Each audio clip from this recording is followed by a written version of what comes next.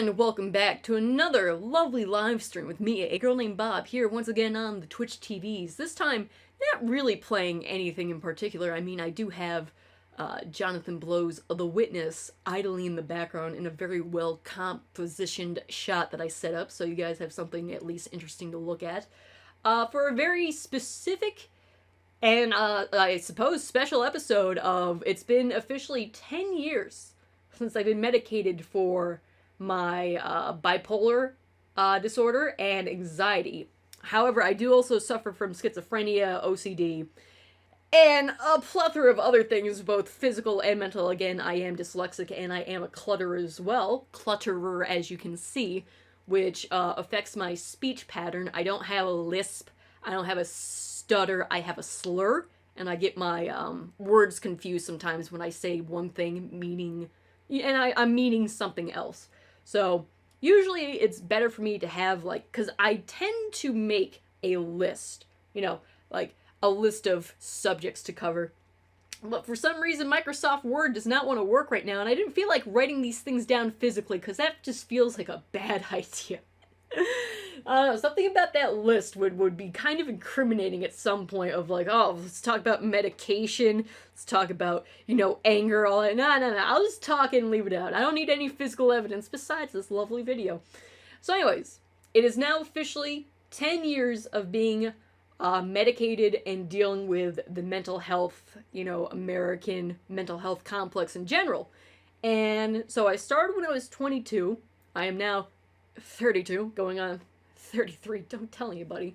So a lot of these stories and a lot of what I'm going to be talking about are things that I've mentioned before in past streams, because I've been doing the YouTube stuff and just everything since about the time when I started getting medicated back in 2013, I do believe, is when I started my first Let's Play series. Now, granted, I started playing TF2 before I actually got medicated, like right on the cusp of right before I got medicated, but it was the part of TF2 I was playing before I made it to the No Hero servers and all that. So this is going to be going back for a lot of history that I've talked about before. But I'm trying. This video is going to be like the definitive edition, collector's edition of all of my mental health journey in one go-to, so I can just go back, so I can just start from the beginning, go through everything else, and if anyone has questions, I'll be doing an AMA later and stuff like that, clarify things or talk about topics that you feel are relevant to this. I'm going to try to stay on topic, because I've been known to get in tangents, as you've already seen in like the past opening couple minutes of this stream to begin with. So that's why I have chat right now and emotes only, so I don't get distracted. I'm just going to go through the motions like if I was doing a pre-recording, but I still want to interact with chat later on. So again, if you guys have any questions or just want to also share your experiences or anything else like that, we'll be having that after I get the main chunk of this behemoth, laid out before you. So this is going to be a long stream. Now, this actually could be the first of, like, a video essay series, but we'll see how far this actually goes and how, everything else. Because there's also other, like, large kind of, like, video essay topics about my life I've been wanting to make as well. Like, the start of my internet, beginning, the infancy of the AOL dial-up CDs and stuff like that. It's other shit like that, but the main thing, because it was when I planned on doing this stream, was the month of May, specifically May 2022. However, I kept trying to do the live stream through OBS so that I would actually be on camera and, you could see me and, like, you could just see me, like, on the camera. But unfortunately right now, as of speaking, which is I went back in time, which is now June 3rd, 2022 at 1:38 in the morning, OBS is not working for me, so after several attempts to try to get that stream going during the actual month of May, unfortunately I just had to, roll with the punches and adapt, and I have, so this is why I'm on the PlayStation 4 with game capture going on in the background, and I have the Witness, just idling in the background arbitrarily, so I have some visuals to go with it. So, again, I actually do want to talk about The Witness later on, so I'll probably do that around the AMA, but for right now, the main focus is just discussing things, talking about it, making this a much more, I suppose, less taboo subject, because as someone who actually is bipolar, schizophrenic, OCD, you know, an illiterate fuck from here to there, and several others, and PTSD, I cannot, that is something that I very much have to talk about later on the stream. So chat, if you want to note down serial killers and PTSD, there you go. That is very much another thing that I need to discuss. And all right, I think that's pretty much covers the basis. So let's hop into this. So it was Mental Health Awareness Month for 2022, but my journey started well before even 10 years ago, because I was indeed born with these afflictions, and they, like most of anything, any affliction, whether it be physical disease or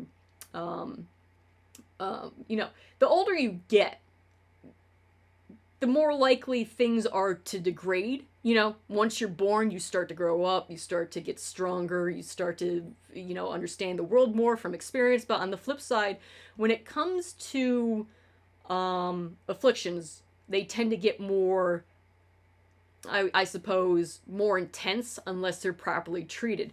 Now, unfortunately, when I was a kid, I wasn't diagnosed with anything, so I had no treatment.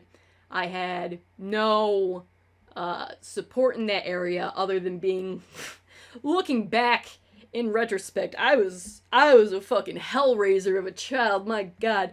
But so I was not diagnosed with anything until I was 22, which was post all of my school life, all my childhood, teenage years, and the beginning of becoming an adult. After that point, that's when something changed. And so the way I have to explain this is, throughout my life, I've had several traumatic periods of, you know, trauma, which in any way, you know, how people handle it, people react to traumas in different ways, but there are some very specific examples, which I've spoken before, is when I was 4, my grandmother, my maternal grandmother died, never got to know her, any of that stuff, and it's much more deeper than I'm willing to talk about right now on camera. But that was the first time I ever experienced and was exposed to death of someone I knew and who was close to me. And that was at the age of 4. And then at some point in elementary school, I think I was around 6 at that point, I had a massive breakdown where I was, and I remember this vividly, I was in the middle of the playground, outside in the, you know, the playground area of the elementary school that I went to. And all of a sudden, it just dawned on me that one day I will die. So again, for those of you who also have severe anxieties or PTSD and who have troubles, you know, dealing with heavy subjects that relate to either violence or even death, I'm gonna tell you right now, this is going to be a lot in the beginning of the stream. So if you have to, like, time out, I can understand that. It's going to be harder for people who are live streaming, but watching the live stream, I should say.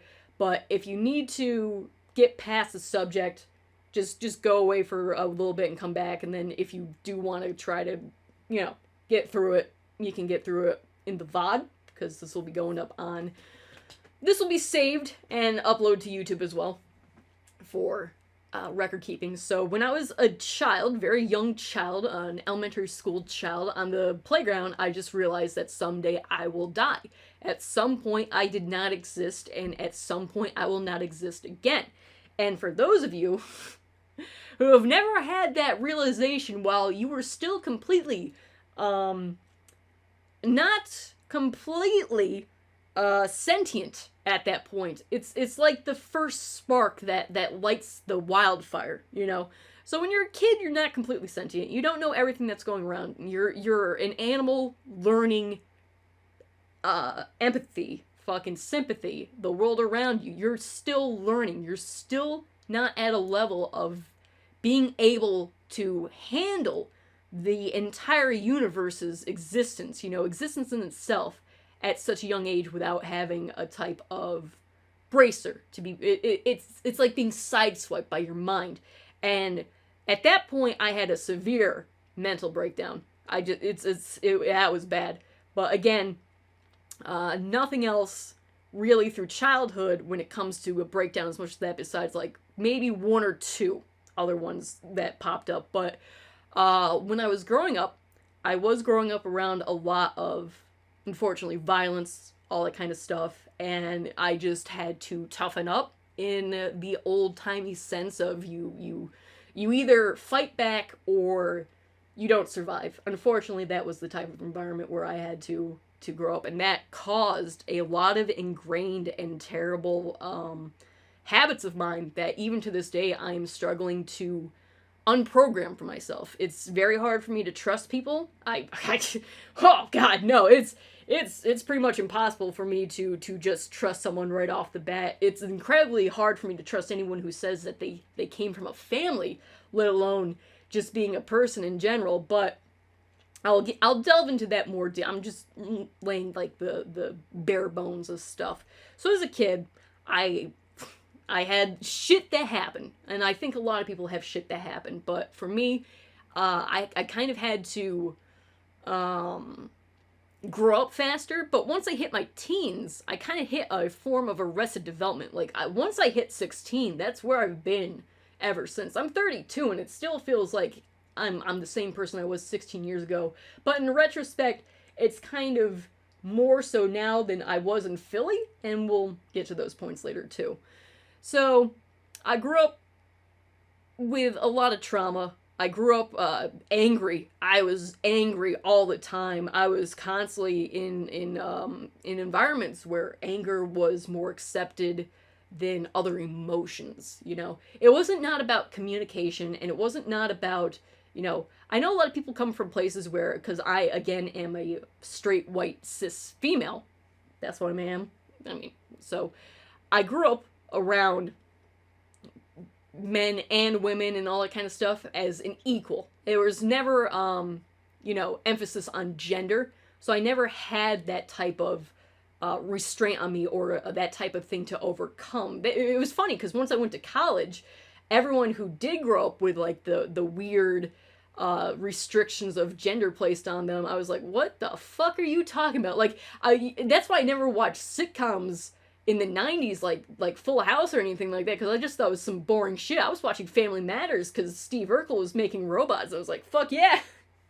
So I never connected with the nucleus style suburban family. Again, I am from the inner cities of a New York City, mind you, not the New York City, but a New York City. So I had to deal with, I think, more bullshit than some people got exposed to at such an early age, but probably got exposed to when they were older. Probably still got fucking shell-shocked by such events, but when you are older, you can brace for it better. But on the flip side, if you're exposed to it younger, you numb yourself real easy to trauma until it, you can't hold it back anymore. And that's eventually what happened. Is when growing up, school was fine except for middle school. Middle school was an absolute fucking nightmare fest. That's where I've still to this point have never been in more fights in my life than in those 3 years of existence. That was a fucking bloodbath. And so elementary school was fine. Middle school was when problems really started to arise. High school was fine because it was much more diverse. I was able to have, more friends, all that kind of stuff. It was just, high school was so much more a completely different experience than middle school. And I think more people were growing up and getting mature and finding out who they are and all that kind of stuff. But I'm still not the same person I was in high school. Let's put it that way. So high school was the stepping stone to finally start breaking away and then being able to find who you are through the mistakes that you definitely made. Everyone definitely made fucking mistakes, and you're allowed to make mistakes up to a certain point. Again, not all mistakes are the same level of severity as other mistakes. You can make mistakes. It's perfectly fine. You just got to be able to learn from them. That's the biggest takeaway. So, once I was done with high school, I never wanted to go to college. I absolutely hated the idea of going to college. I just wanted to just move away and just work on art and give zero fucks about academia. I was done. And I actually got accepted into a lot of the big state schools in New York on full-time scholarships too, and state funded scholarships, but it was like, I'm not staying in New York. No, except I did want to go to SVA in New York City. Man, that would have been something, wouldn't it? That would have been cool instead of UArts, either way. On the one hand, I would have got to live in New York City and probably have, you know, different career path right now. But on the other hand, it saved me from moving to New York City. So I'm kind of torn on that subject even to this day. But I loved Philadelphia to death. Hated the college, hated the school. And I've talked about it before, but I'll get into it a bit. But good God, I fell in love with the stupidest city on the eastern seaboard of America. Christ almighty. But anyway, so I'm skipping ahead a bit. So, I get out of high school, don't want to go to college, kind of blackmailed into college by my parents. Don't worry about that. That is nothing else, no other repercussions in my life. It's fine. So anyways, had to go to college. I wanted to go to SVA in New York City, but I ended up going to the University of the Arts in Philadelphia. The first year, my freshman year, was one of the best years to just ever experience, because you're finally out with a brand new clean slate around other people, especially other young adults, and so everyone's trying to find their way. And with UArts, the way that school is set up is it's basically the founding like theories of art. So you got drawing, you got sculpture, you got color theory. Yeah, so it's no one's gone into their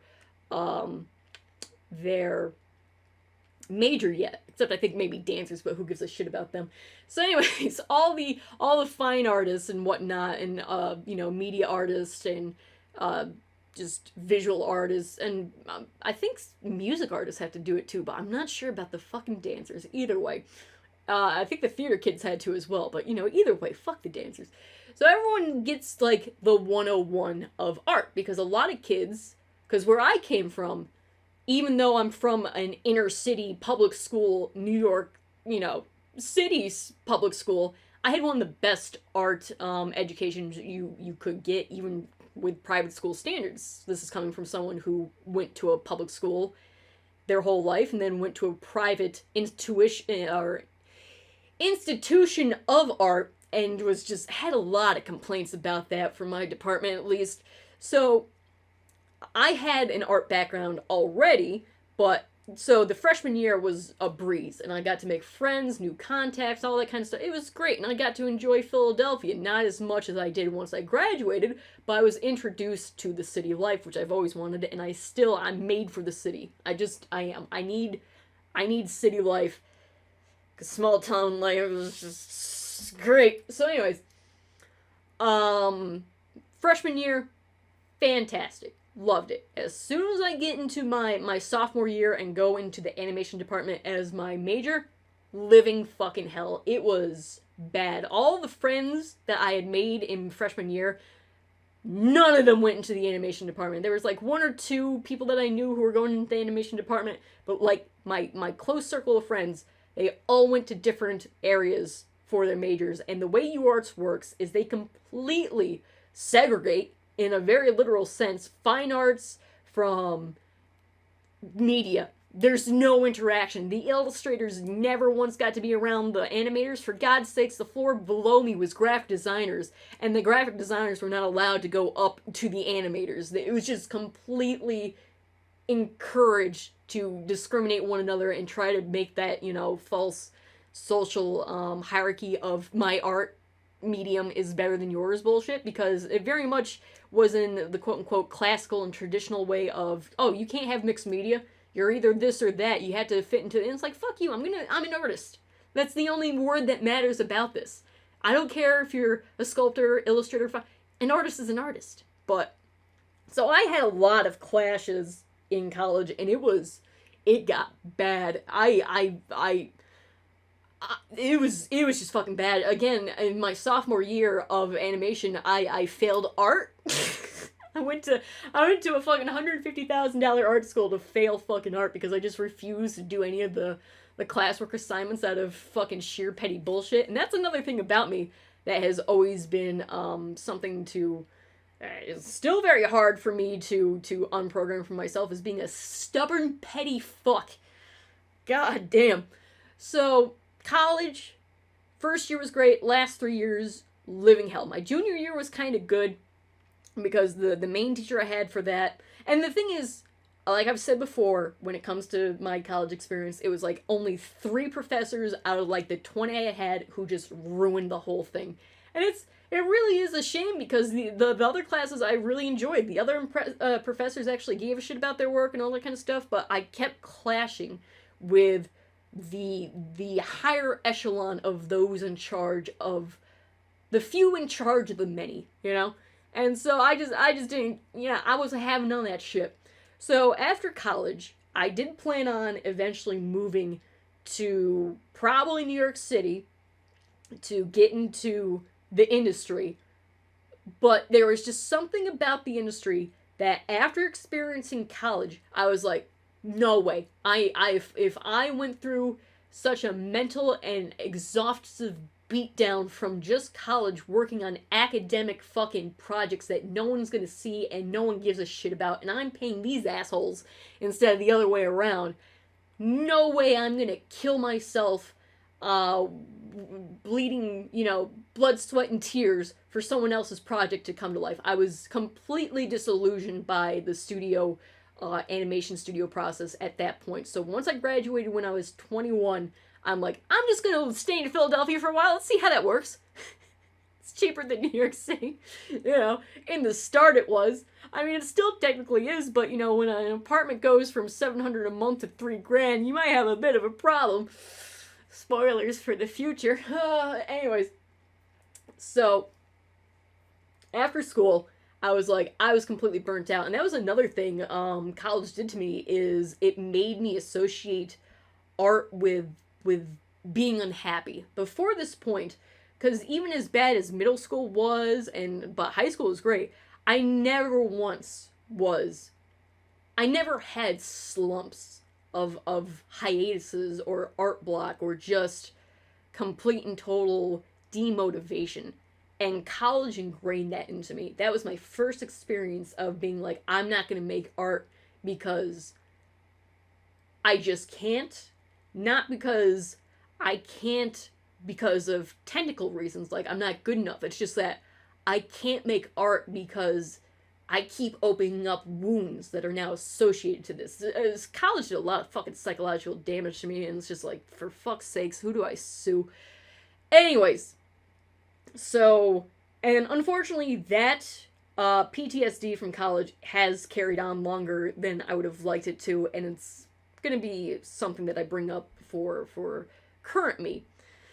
I'm going to get to the medication part eventually. I'm setting this up.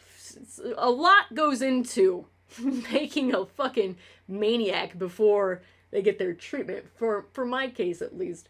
So after college, I was like, I'm going to finally work on my own stuff. I'm not going to let anyone, I'm not going to fucking break my back for someone else. So after after college, I stayed in Philadelphia. I was doing my own work for the fucking, 2 months after graduating, Team Fortress 2, probably one of the most defining video games of my life, and I gotta talk about video games and coping mechanisms later on too, is that TF2, one of the most defining games of my life outside of Spyro the fucking Dragon series, the original trilogy,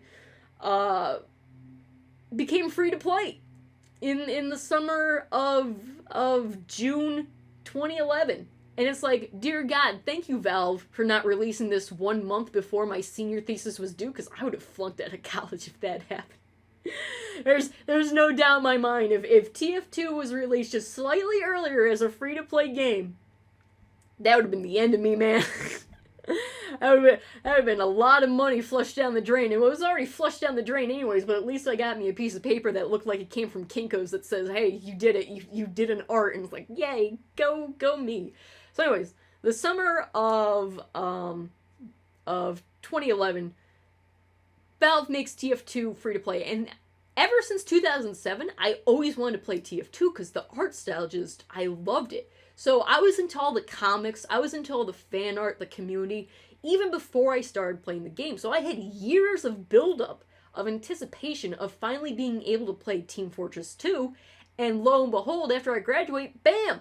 There we go! And finally at this point, I get introduced into Steam and PC and online gaming, because before, I had all the PlayStation and PlayStation 2 games and the Wii's and stuff like that, but once I hit college is when I started doing browser games, flash games, and just, normal idling, like, what people would consider now casual phone games before smartphones were really a big thing. When I went to college, the iPad had not been invented yet. The iPhone was only 3 months old when I started my freshman year. Just to put in retrospect what happened those eons ago, back in the dark ages. So, TF2, I was looking forward to it because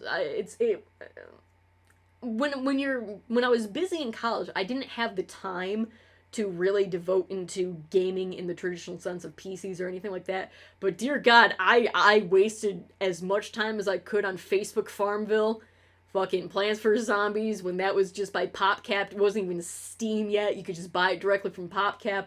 Oh God, that was one of the heavy hitters of my gaming addiction during those dark days. And then you had the Adult Swim games, Newgrounds games. Everything was just fantastic. Neopets, we can't forget about that one. Can't forget about the ones that made you who you are today. But once TF2 became free to play, that opened up the world of PC gaming for me and online gaming, and I got Steam, and then I was finally able to play, Left 4 Dead, Left 4 Dead 2. I was finally able to buy games off of Steam and, just fucking get addicted to shit that I love to death. And the thing is, and I should bring this up now when it comes to video games and coping, is that during my childhood, whenever a traumatic event would happen, or whenever anything like that, like something major, something awful would happen, I would turn to video games. Again, Spyro the Dragon, the series of Spyro 1, 2, and 3 for the PlayStation 1,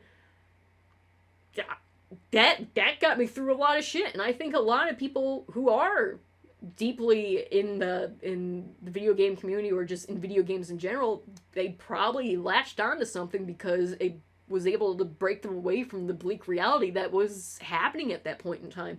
And so video games were a form of escapism for me. Some people have books, some people have other hobbies and interests, woodworking, sculpture, mechanics, anything that can break you away and bring you into something that you have the slightest control over, can really help you cope and manage things. And that's something that I also have a lot of things that I use as coping mechanisms, or at least things to try and calm me down, is not only was it video games, but puzzles. Puzzles, even without video games, puzzles calm me down, which is kind of why I also had The Witness open right now, because that is a puzzle-based video game. But there's something about numbers and counting and just having the slightest control over something and being assured that this is real. It's almost like the Inception thing of, like, the spinning top. You know that the spinning top is spinning. You felt it. You know the weight. You have it. So when I was a kid, before I got before I even got my PlayStation, what I would do is, if I had a Game Boy, but what I would do is I would take quarters, and I would just count the quarters and stack them into piles and recount them and stack them into piles. My Beanie Babies, I would stack them and count them into piles. I would just constantly recalculate the things that I owned and could physically touch to make sure that they were there, instead of all of a sudden they're gone. And that made me a very possessive and territorial person at the same time, which was already ingrained into me. That was just something at birth that I had no control over. That's just a trait of mine. And so in order to help subdue the dragon, so to speak, I fed into it. So part of my OCD is still, to an extent, counting things, making sure I know where shit is, always knowing where anything is, because I'm an only child. I did get spoiled a bit when it came to material goods. I absolutely, I have 300 plus Beanie Babies, and they ain't going anywhere.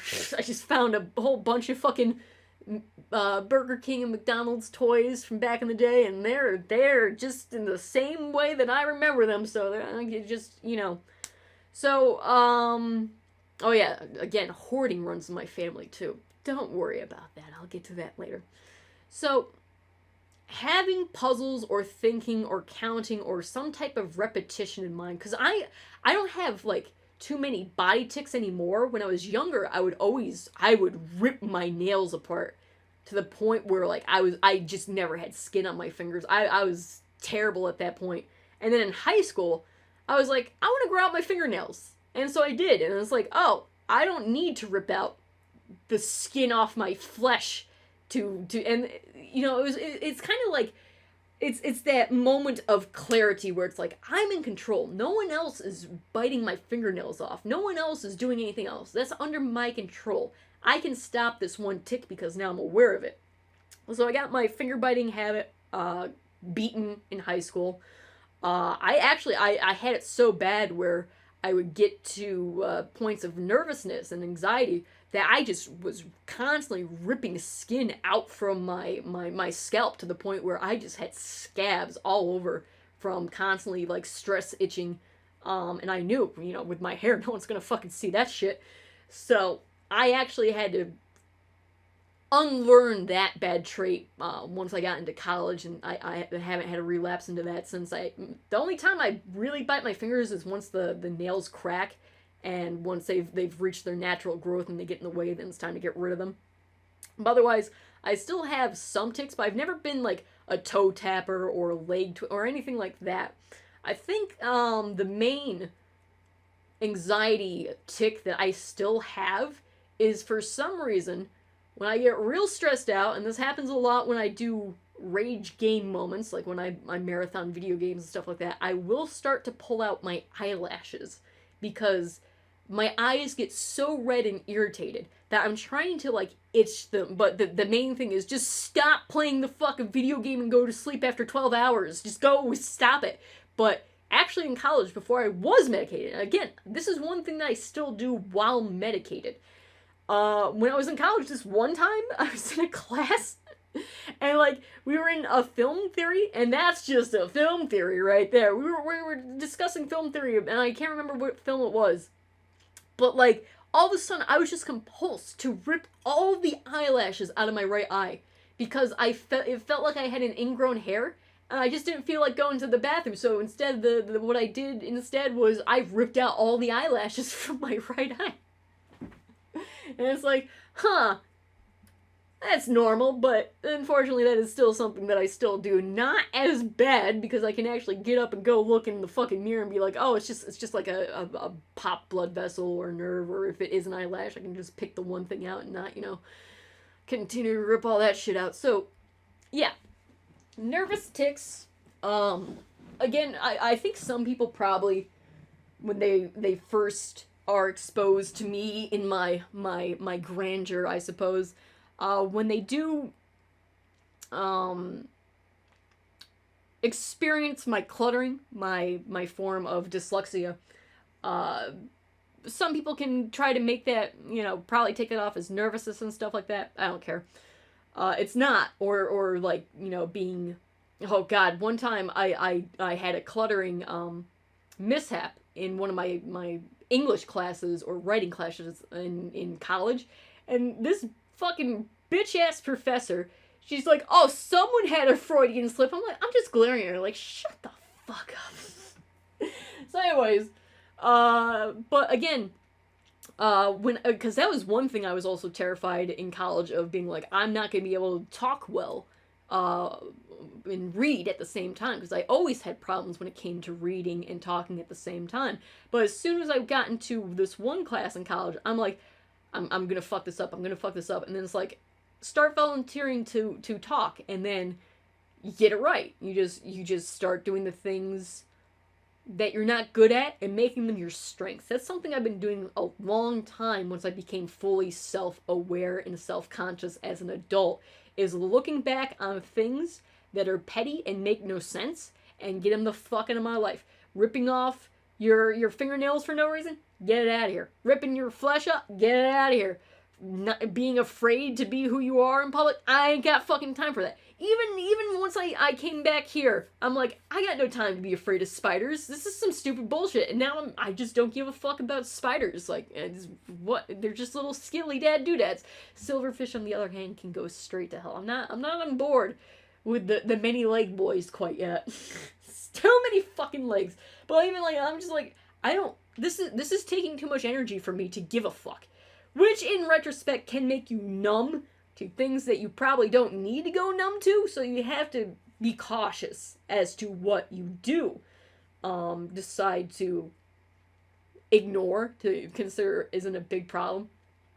That's something else, because, again, well, I guess I should talk about, even before the medication, I am bipolar, which means I have ups and lows, aka mania.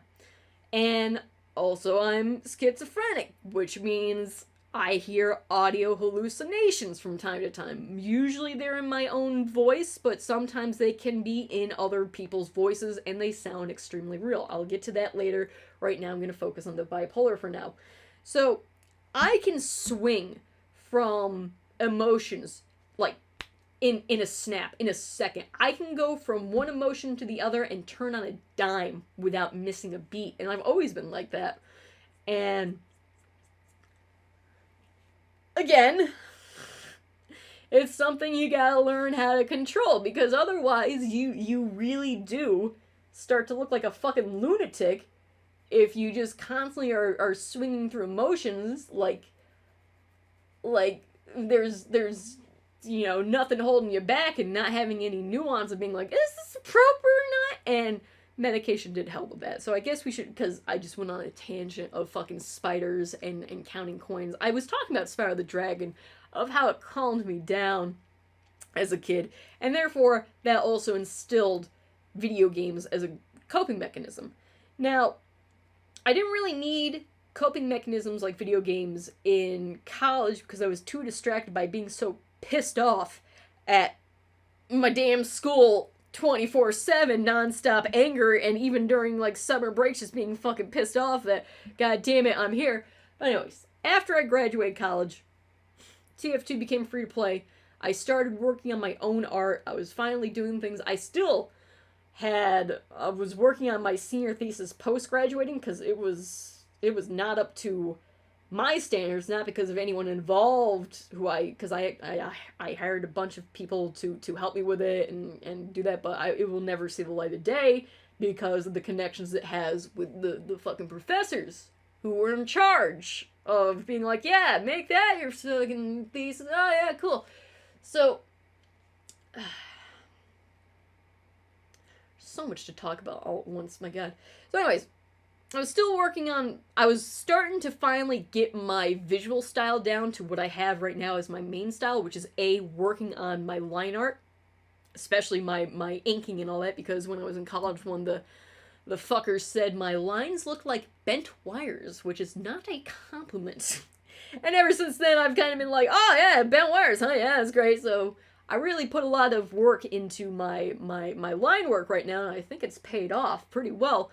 So again, just, if you want to motivate me, sheer spite is a good way to get me going. So after I graduate college, I have freedom.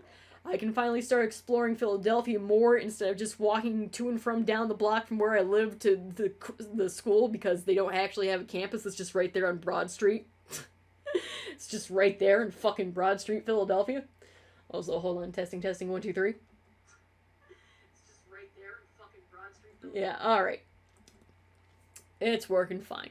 So anyways, so I get out of school, graduate, stay in Philadelphia, refuse to move to New York City because I'm also pissed off that I just had the experience at UArts, and therefore I don't want to go to New York City as well, not only for my well-being, but also in a way to spite myself, which is something I'm really good at, which is spiting myself in order to spite others in the process. So, something that I still do to this day. Anyways. So, I start gaming and all that kind of stuff. And then, I don't think I was on No Heroes yet, when it comes to the main TF2 communities I was on. But I was starting to do other games and stuff like that. And once I went to college, there were only a few people who I was friends with from back in the art internet days, aka Sheezy Art, DeviantArt, and all that kind of stuff, which I put on hold for 4 years after once I went into college because I was just too distracted by schoolwork to really stay in the fray. So my internet life was put on hiatus, and then once I went back to the internet through Steam and Valve in general and all the other, and eventually YouTube and Twitch and all that kind of stuff, I started reconnecting with a lot of the older friends that I had made back in the day, and there was this one situation where, how do I explain this?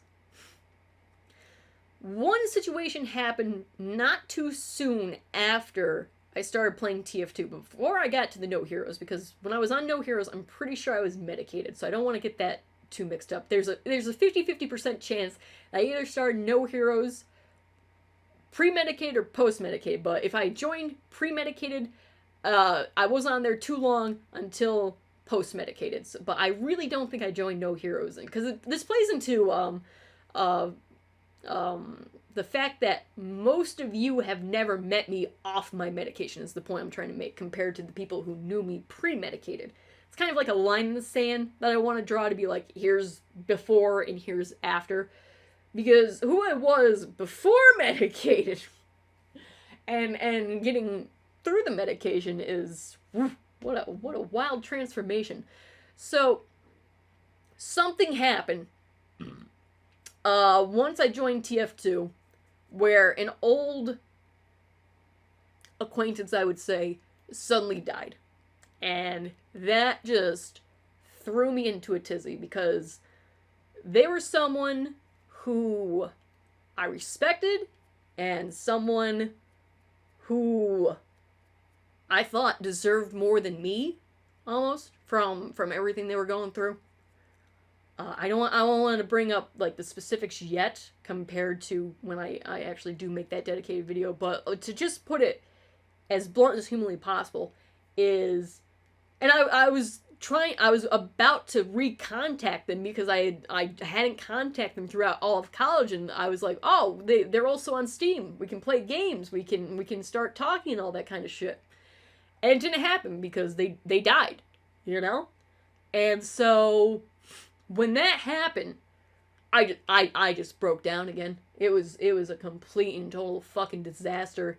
After everything I had gone through in college, everything culminating up in my life of living with bipolar, schizophrenia, undiagnosed, and not having any of my bad habits treated properly, or or having a supportive thing, constantly being not really punished, but having negative reactions when you need support, that type of thing. Like the blame game kind of bullshit that keeps going around of like, oh, no one's going to take responsibility, and it just festers and gets worse and worse. Animosity. It's a good way of putting it.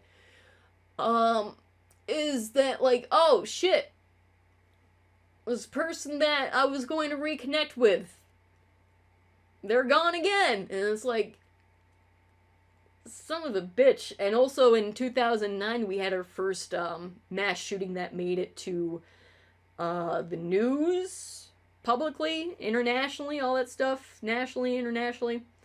My dog of 13 years had died when I was a junior in high school, or college, when I was a junior in college. I've told that before. He died the week before I started, and I was devastated. I didn't tell anyone about that at the school. I just did not tell anyone. So no one knew the grief I was going towards, because A, I didn't want to look weak, which is not a sign of weakness, but mostly because I just hated everyone, and I didn't feel like I needed to share any of my life with them, So, it was just 21 years of fucking bullshit bottled up.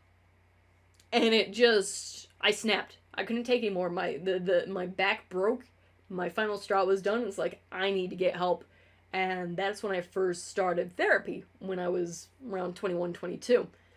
And at that point, I was still on private insurance, but I decided to get doctors back in New York instead of in Philadelphia because of prices for obvious reasons. And so I started therapy in the beginning, and then I was put on medications through my psychiatrist. So my therapist led to my psychiatrist and all that stuff. And the medication I've been on to treat my bipolar, I've been on ever since. This is the same medication. And it's completely night and day of looking back of who I was and who I am today. The main thing I want to say about myself, and I can't speak for anyone else, but for me, one of the reasons why I was so terrified of ever getting treated by the mental health industry is because of the old sage, like, artists have to suffer to make their work good.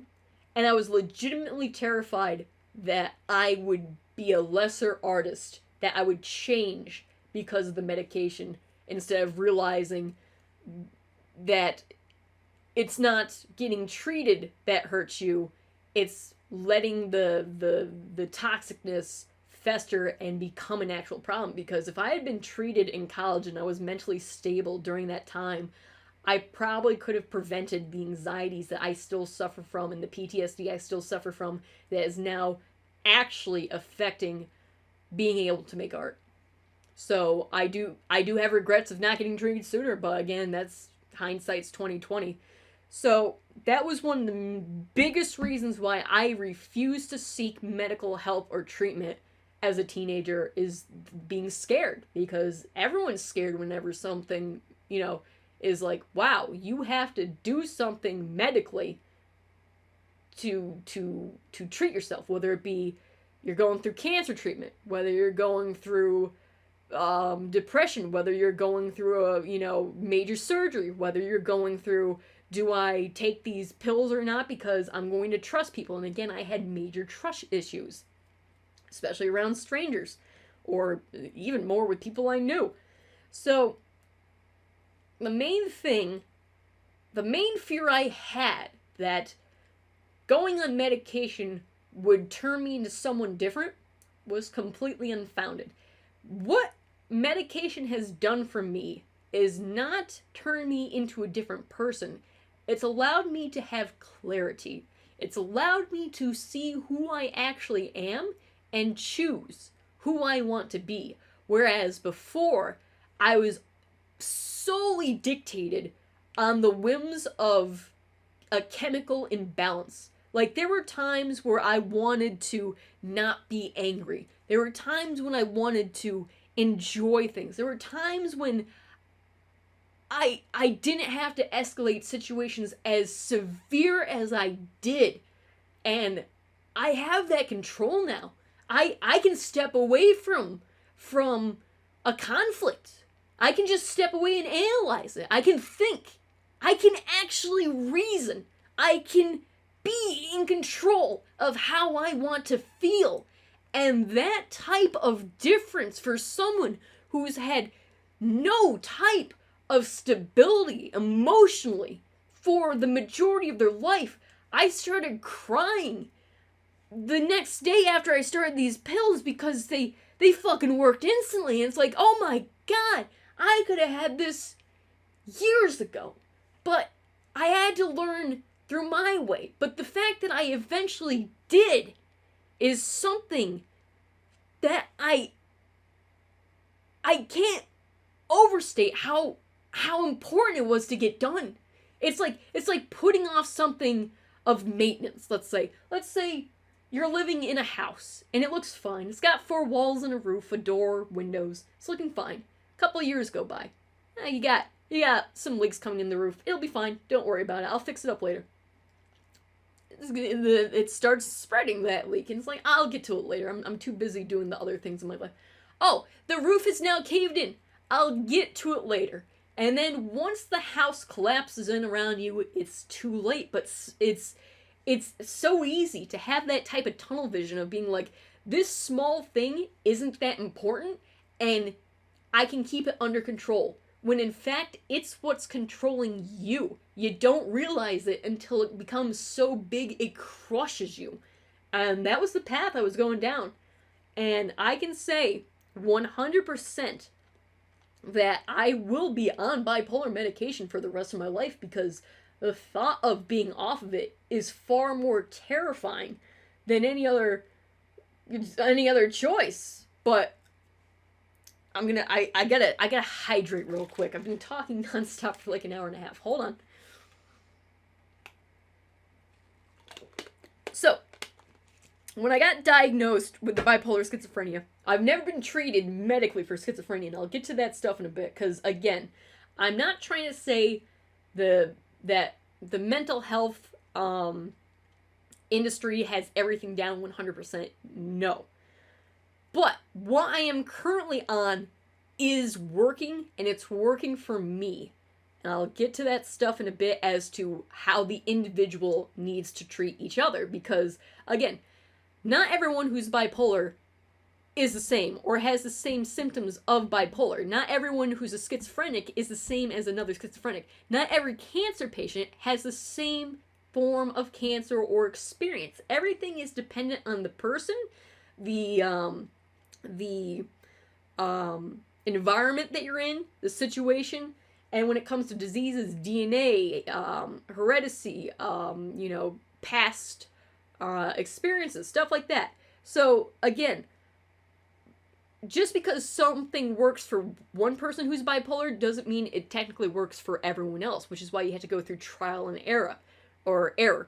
So just like how some chemos work for some cancer patients, some depression medications work for others, some treatments, sometimes people can't even use antibiotics because it doesn't work for them, but it works for the vast majority. That's why these terms are umbrella terms, to try to, put together people with similar effects to better treat them in an overall sense. But again, the individual factor has to be taken in, because some of the medications I took were not made for me. I'll put it that way. Compared to they do work for others, but they didn't work for me. But okay, so let's go back to where I started with the medication. So I start therapy, start psychiatry, and my psychiatrist not only gets me the bipolar medication based off of my therapist's recommendations, but that's also when it's discovered that I have Hashimoto's disease, which is hypothyroid, which is your thyroid's trying to slowly fucking murder you. It's so much great. Oh god, I'm gonna be talking about this later on.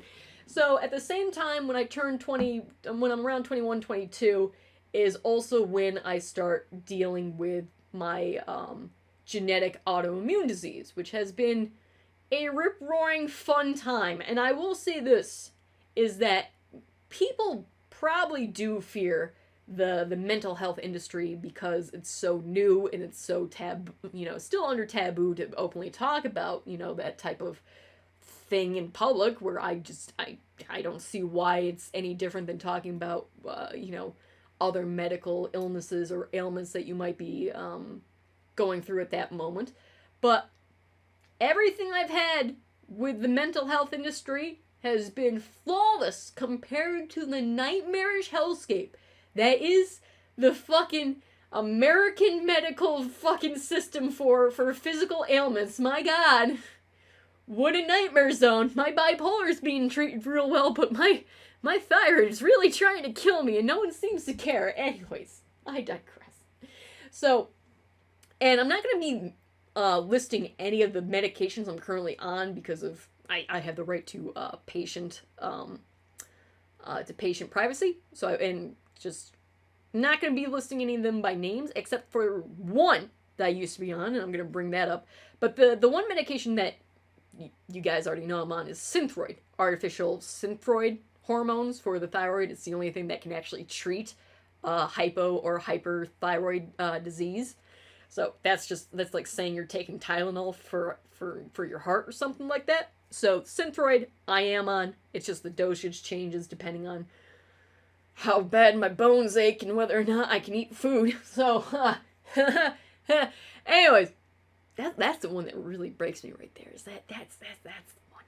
So anyways, I start my bipolar medication treatment, and I start my Synthroid for my thyroid, and I'm also prescribed an opioid-based anxiety medication. I've been on this for 10 years as well, and it is absolutely a regulated narcotic that, if abused, will probably kill you. But I've always taken it. Oh my god, the bottle says take it like 4 to 6 times a day. I only take it once right before I go to bed. I don't understand how people could even function if they took that medication for that many recommended times on the bottle, because oh my god. Because another thing I need to mention about me when it comes to how my body works is when it comes to chemical interactions, I'll put it that way. So when I was in high school, I suffered chronic fucking pneumonia. Because I went to Disney World once and it rained and I caught pneumonia in fucking Florida. Thanks, you rat bastard. So anyways, I kept getting chronic pneumonia, and the only thing to treat it for the pain was codeine. I started opioid-based medication pretty damn early on in my life, and I truly do hate codeine, morphine, any of that the hard shit. It just really pisses me off, because when it comes to me, genetically, I am just very high tolerance to heavy, just heavy narcotics in general. Even drinking, opioids, all that, because there's something about me where depressants, because I have naturally low blood pressure. I already have, like, mentally, the way my brain is, because again, the bipolar and schizophrenia is already created from a chemical imbalance. So there's something about my DNA that just really does not give a fuck about dealing with other chemical interactions. Like whenever I had surgeries, the anesthesia, like, apparently I would just start like post-surgery, I would just start, like, flipping the fuck out. I don't remember any of that. Like, as soon as I woke up, I was, like, fine, but apparently I would just start, like, screaming and yelling and just, like, going nuts, ape shit, and it's like, oh, I don't remember that at all. It must have been nice. But, like, marijuana has zero effects on me. I don't like heroin because I'm taking medication to function like a normal human being, while normal people are taking heroin to replicate what it's like me to be unmedicated. It's a hell of a timeline, I'll say that. Our reality sure is something else. So, the things that do affect me, outrageously so, are not the depressants, aka weed does nothing, alcohol I have a very high tolerance to, even hard liquors. Again, I've only had a headache from drinking twice in my life. One of those times was recorded on Twitch after I drank basically an entire bottle of crack and rum. Nearly died on that stream. That was fine. And then one other time. But otherwise, extremely high tolerance to depressants, because I'm already at the point where it's like, you can't do anything else to me. I'm already at, like, rock bottom when it comes to that shit. My mind is just constantly right. That's the thing it does, is the reason why I get so mad at opioid-based medications is because if I'm not knocked out from them, which is what my anxiety medication is designed specifically do, is to chemically put me to sleep so I can actually get sleep, because my insomnia is so fucking bad, and because I have anxiety and insomnia, is that my body is too tired to do anything, but my mind won't shut the fuck up. And that's the problem of my anxiety based right there, and like the culmination of constantly overthinking things is my brain will not fucking shut the fuck up. That's one of the problems I have being a clutterer, is it never feels like I can write or speak as fast as my brain is thinking, which is why I trip over words, and which is why my handwriting looks like a fucking serial killer's. But so, like, I have so many things going at one time, which is why I go on tangents at so much, is that when I'm trying to sleep, and I'm at my most vulnerable point of I've let my guard down so I can finally rest, that's when the thoughts move in and fucking close in and absolutely wreak havoc, and then I can't sleep for another couple days because I'm freaking the fuck out. So I'm just being fucking sober gives me bad trips in essence. It's just, I'm freaking out, man. I'm fucking freaking out. Like I am my own worst enemy. Alright, and everything I'm doing now is to prevent that from escalating. I'm doing damage control from my own goddamn mind. And that's what my anxiety medication does. It treats. It chemically knocks me out, because whenever I've been to the hospital and I've been put on morphine or other painkillers because of, oh, I don't know, ovarian cysts rupturing in front of you, and you know, the doctor's not believing you for 6 hours, as soon as I'm put on heavy opioids and I'm awake, I just get mad. Like, I can't move my body, but my mind is completely awake. It's like sleep paralysis, except you're just pissing off the bear by poking it with a stick. And when I finally get like the muscle strength to get, I'm gonna wild the fuck out. It's just, I do not do well with depressants in like traditional ways. The thing that gets me though is accelerants. And I'm talking about even just caffeine. I abuse caffeine more than anything else in my life. When I first started drinking coffee, I was still in high school, and I would get these terrible, fucking awful UTIs. And I was like, what the hell? And it was like, oh, I'm over drinking caffeine. I was like, oh, just stop doing that, stupid. It was like, okay. And I still do that from time to time. I was like, oh, God, everything hurts. Maybe don't have a heart attack because you decided to drink like 8 cups of coffee. You know, maybe. Oh, you're just fucking bleeding internally because you're eroding away the lining of your intestines through caffeine. It's gonna be fine. So, caffeine, I unfortunately need to function, and yet it's absolutely not good for me, but hey, it's legal. But like, oh god, that was another thing in college, is like, whenever I got to work with super glues or fucking accelerants like paint and all that, you just go, woo! Just, oh god, there's nothing more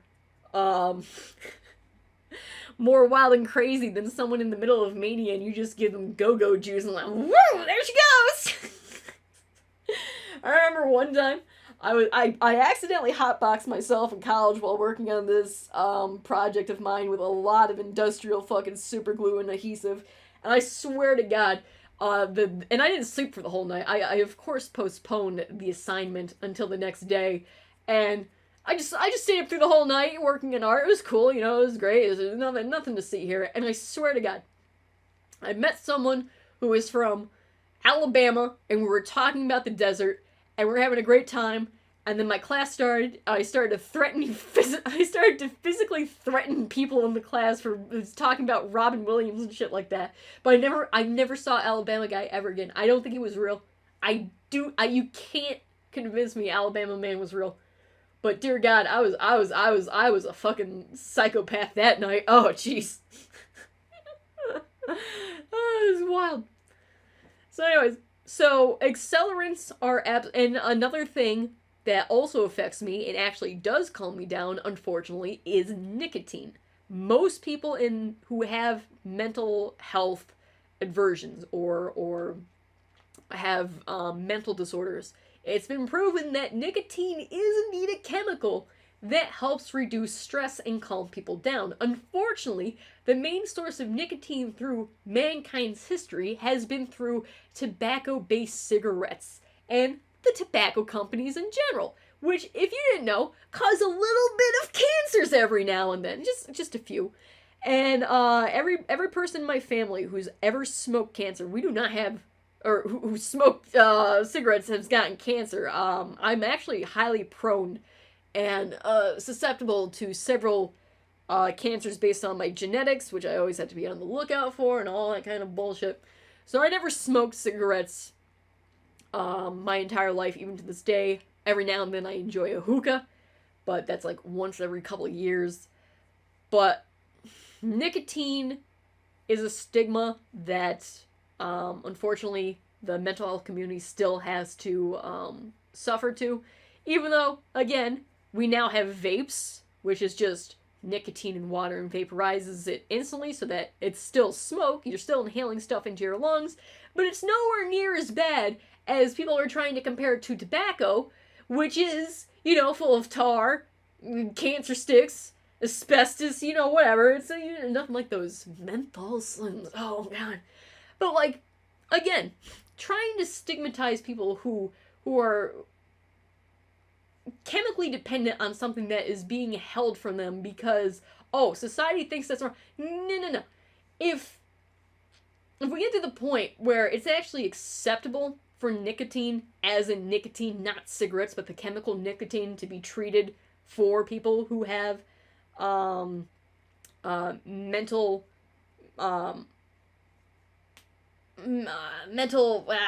diseases and stuff like that, that'd be great, because I'm looking forward to that, because I would like to calm the fuck down most of the time without going broke, all that kind of stuff. Oh, God, it's just bullshit that, that stigma goes around when it's completely unnecessary at this point. Of course cigarettes kill people, of course cigarettes are bad and made by a fucking demonic company, but don't stop persecuting the people who rely on nicotine. That doesn't make any sense. Like, we finally figured out, don't blame alcoholics for being chemically dependent on alcohol, or drug addicts dependent on drug, but somehow the cigarette smokers are still just the worst ones.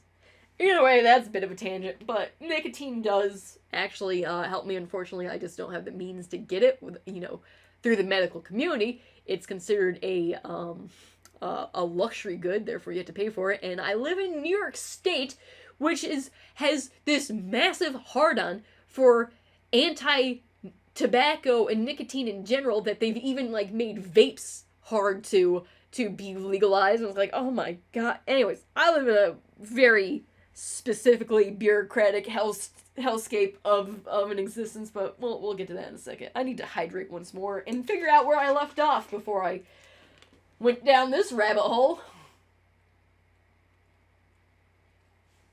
I really should have made some bullet points, but hey, Microsoft Word decided to be a dick. What can I do about that? Alright, so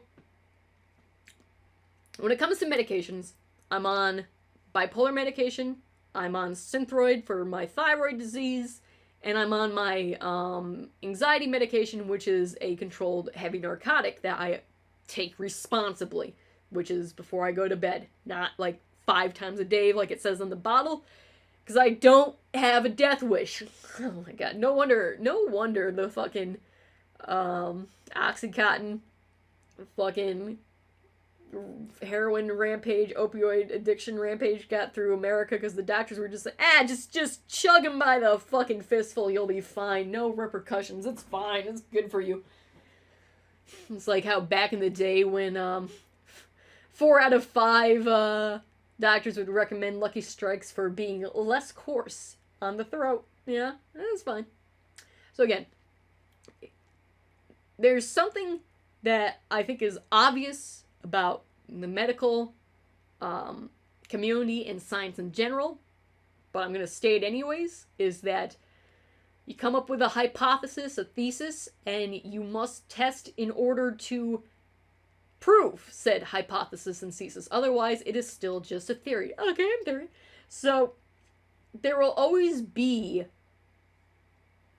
trials and errors, let's put it that way. Now, sometimes, again, just like how you can make mistakes, not every mistake is the same severity as another. When it comes to the medical industry, again, people are very terrified of being a quote-unquote lab rat or anything of that nature, where it's not 100, there's still skepticism until it's 100% proven, and that's why people don't mind taking as much Viagra as humanly possible, as long as it gets them that good old boner, but, your heart can totally take that, whatever. I'm not being salty about something else, ignoring women's health in order to focus on boner pills, anyways.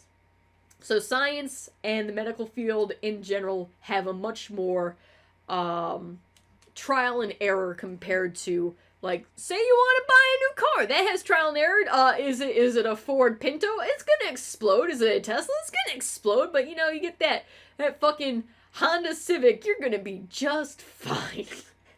That's usually all you need to prove. So anyways.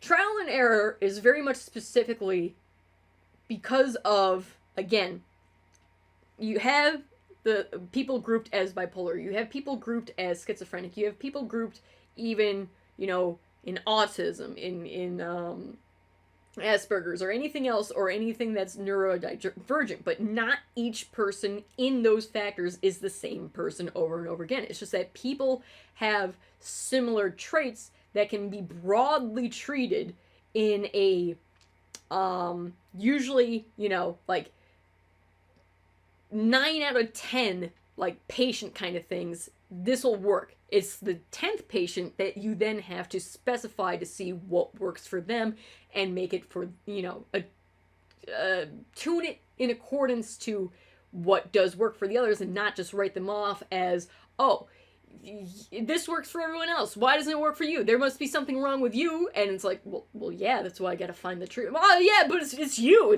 I can't do anything else. Bye. And it's like, no.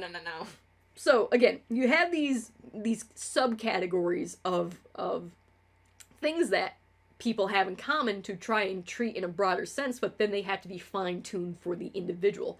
So even though my bipolar medication's working for me, even though my, Synthroid better work for people who have thyroid problems, because that is like just a treatment for a physical ailment, which is much more easier to prove compared to mental, because it's very much subjective. Whereas a physical problem, you got a broken bone, pop that thing in. Is it broken anymore? No, you're good to go. The mind is much more complicated because there are no physical, like, scars unless you've cracked your skull open because you fell through a window when you were 2 climbing on one of those little yellow and red cars. I don't know what you're talking about. How would I know about that? Anyways, so that's why I don't want to list the medications that I'm currently on, is to influence people towards a direction that may not work for them and then discourage them. Because when I first started out on my medication, it was fine. But then my doctors, and they still do that from time to time, are like, let's change up the dosage. Let's add another thing to it. Let's try this out, because just to make sure you haven't gotten immune to the medication, we need to prove that you still need it the way it is, because if something else works even better, then you can move to that. But if you're good and stable where you are, well, we have to put in a variable to prove whether or not this works compared to that. It's also to disprove, like, a placebo effect and shit like that, whether it's in your mind or whether it's stuff like that. Thankfully, blood tests exist to prove that, yes, the chemical composition in your blood is correct. So, when I first started out on my medication, it was just night and day. It was pretty instant of being like, holy shit, this was major. And then I used therapy to start, you know, undoing a bunch of the bad habits that I had, retrospecting, seeing, like, understanding, like, why I do the things I do versus have you tried looking at it from this way, all that kind of stuff. So again, for those interested in therapy, therapy isn't there to quote-unquote cure you. It's there to give you the foundation to understand why you do things and how things that have happened to you dictate how you react to certain situations. Therapy gives you the bare bones to figure out, how do I therefore make myself into the person I want to be, which, you know, is something that only you can do. No one else can change you. No medication can change you. Nothing else can change you unless you decide to change yourself. I mean, crippling addictions, such as hard drug use or alcoholism, does change you, but that's because you've become developed on a substance that has chemically altered you as a person to the point where you have no control over it. When you're actually properly medicated, it's the flip end. It's the yin-yang versus being out of control. When you're on control and in control, that's for the better. When you're out of control, that's when you fall, you know, fucking rock bottom. So it is a yin and a yang component, and you have to find and do that balancing act so that the seesaw doesn't fucking fly you into the goddamn, into the goddamn fog, and you just stay there until you fade away, sort of thing. So the medication I get introduced to works. But again, for the first couple months, doing fine, but then my doctors feel, let's try and introduce other things, or let's do a different maker of a medication that should be making the same one that you are hypothetically, but their process is still different enough to not be infringent on, let's say, trademarks, proprietary trademarks of chemicals. Like, again, that's why Viagra had the monopoly on dick pills for as long as it did, because it had the patents on dick pills until it finally became public domain, and then you could have generic.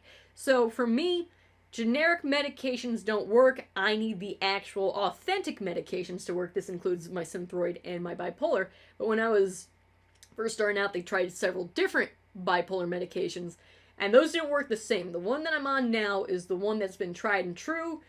Take it 4 times a day over the span of 4 hours, go to sleep, do it again. And then my Synthroid, I have to wait 5 hours before I can eat anything. So when I go to bed, I have to wait at least 5 hours after going to sleep before I can take it, and then I can't eat anything for another hour, which pisses me off, because before I started medicating, I definitely just went straight for the coffee as soon as I woke up to get me going.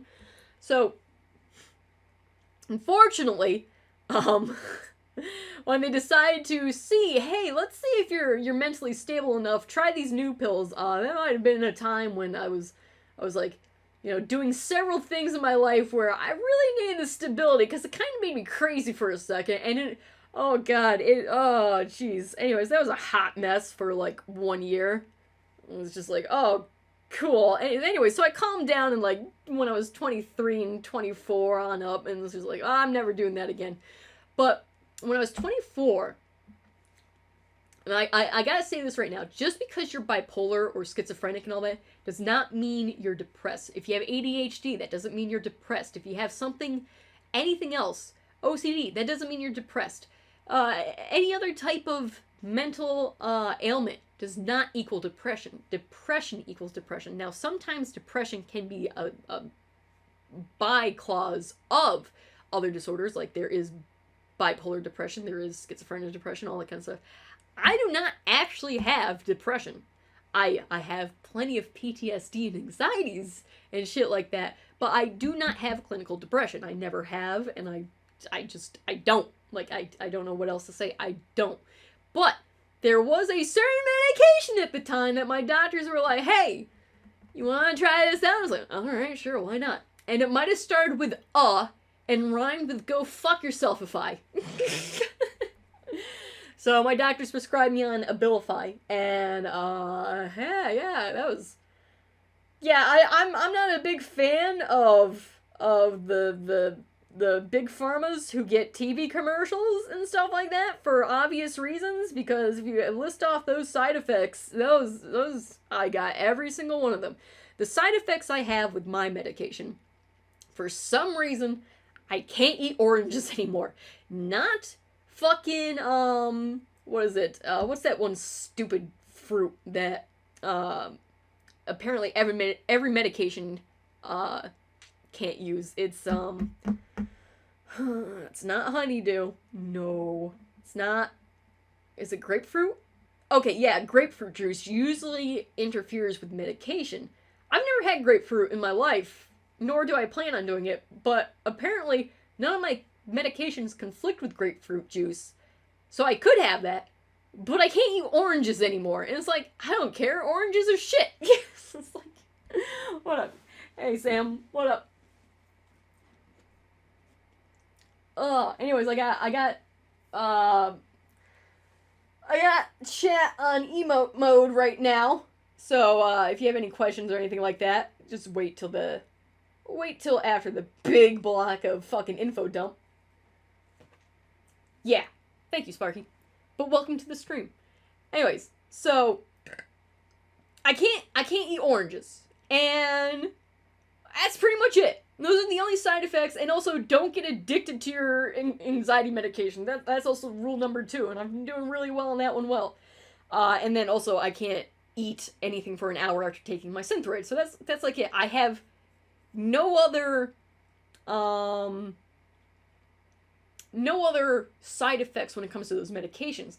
But that's one reason why I don't really treat my schizophrenia directly or other major heavy inducing things, because unfortunately the mental health industry still is very far back on making sure the patient is indeed fully covered safety-wise, to make sure like this won't kill you, but because it gets so underfunded and overlooked that we're going at a snail's pace when it comes to progress. Because when I was put on Abilify, the side effects are heart palpitations, weight gain, sweating, nervous tics, nerve damage, fucking liver shutting down, kidney shutting down, all that kind of stuff.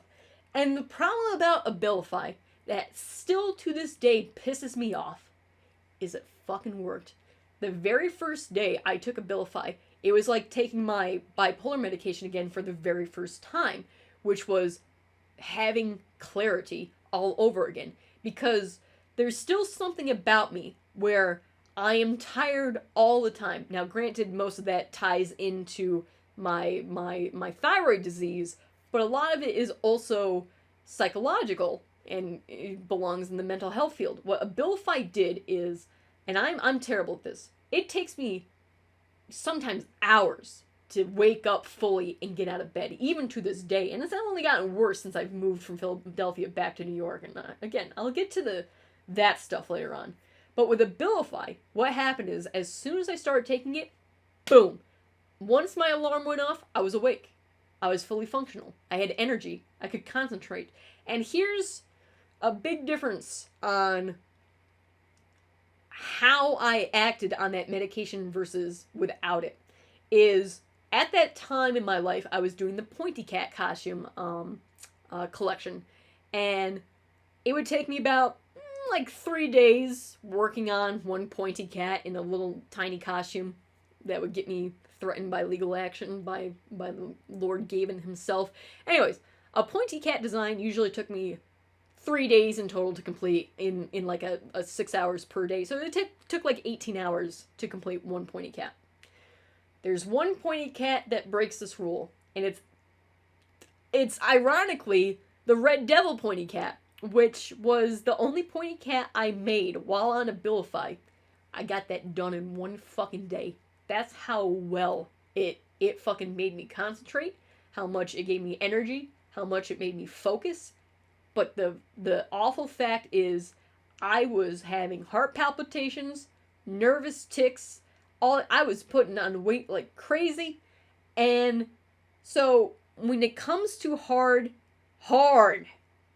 mental medication like that, and schizophrenia is the same way when it's treated, is what they have to put in those meds have to compromise other parts of the nervous system in order to get them to be absorbed by the body. So it's a consequence. It's a compromise of, do you want to be mentally stable, or do you want to be physically healthy? And unfortunately, that is still a choice people do have to make. And it's going to be a choice that people have to make of, do they want to treat their mental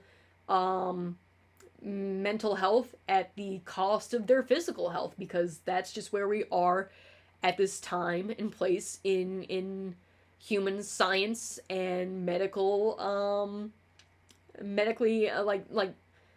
medical fields, or in the medical well, it's not evolution, but in the medical what is it, medical advancements. This is as advanced as our science is right now, and it is still like people are feeling like lab rats, which is what gives people a doubt over the mental health industry in general, because a lot of people who are first-time newcomers to being treated for mental health things usually see their physician, their general practitioner, and the general practitioner, I can guarantee you, will only suggest meds that are broadcast on TV. This is an open secret of they get reimbursed for every prescription they made, or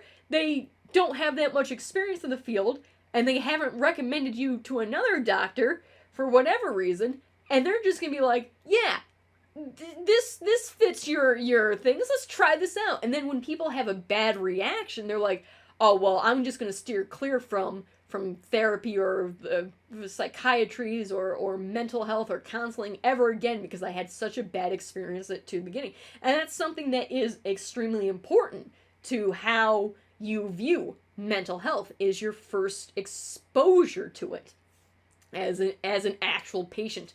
Thankfully, I had a therapist who understood and recommended a psychiatrist who understood from my point of view, and it just worked out really well from the beginning.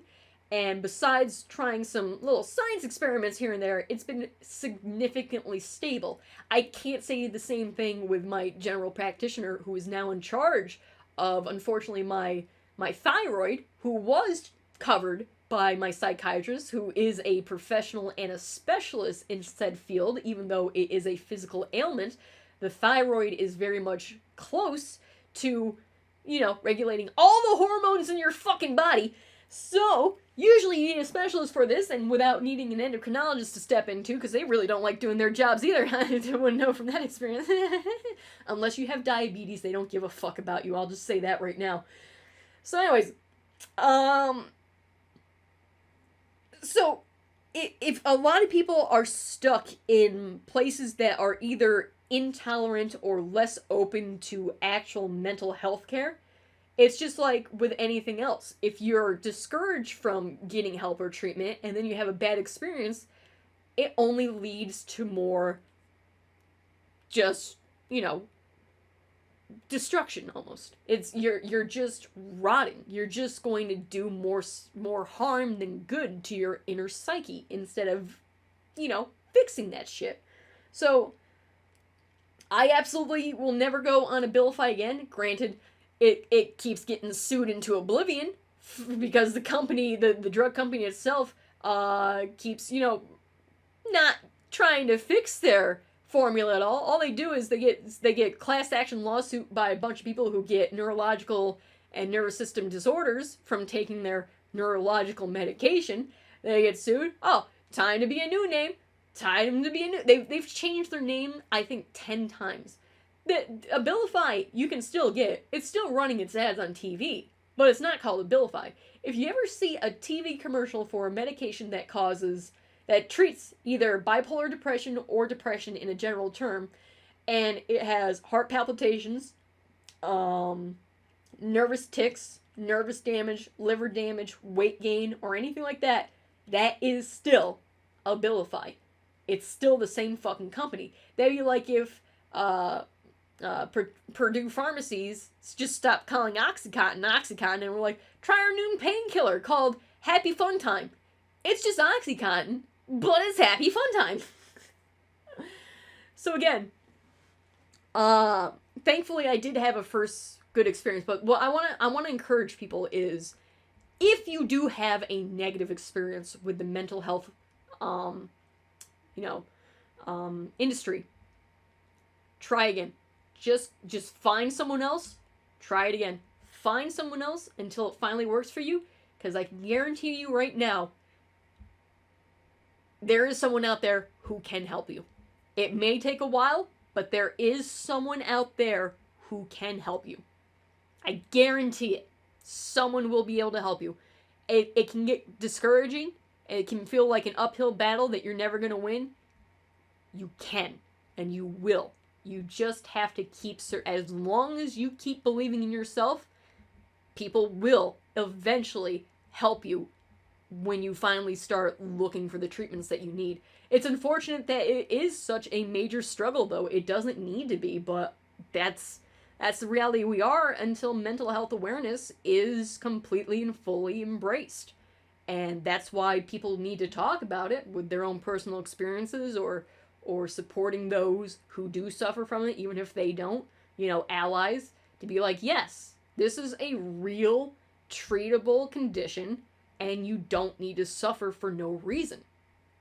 Plain and simple. You really don't.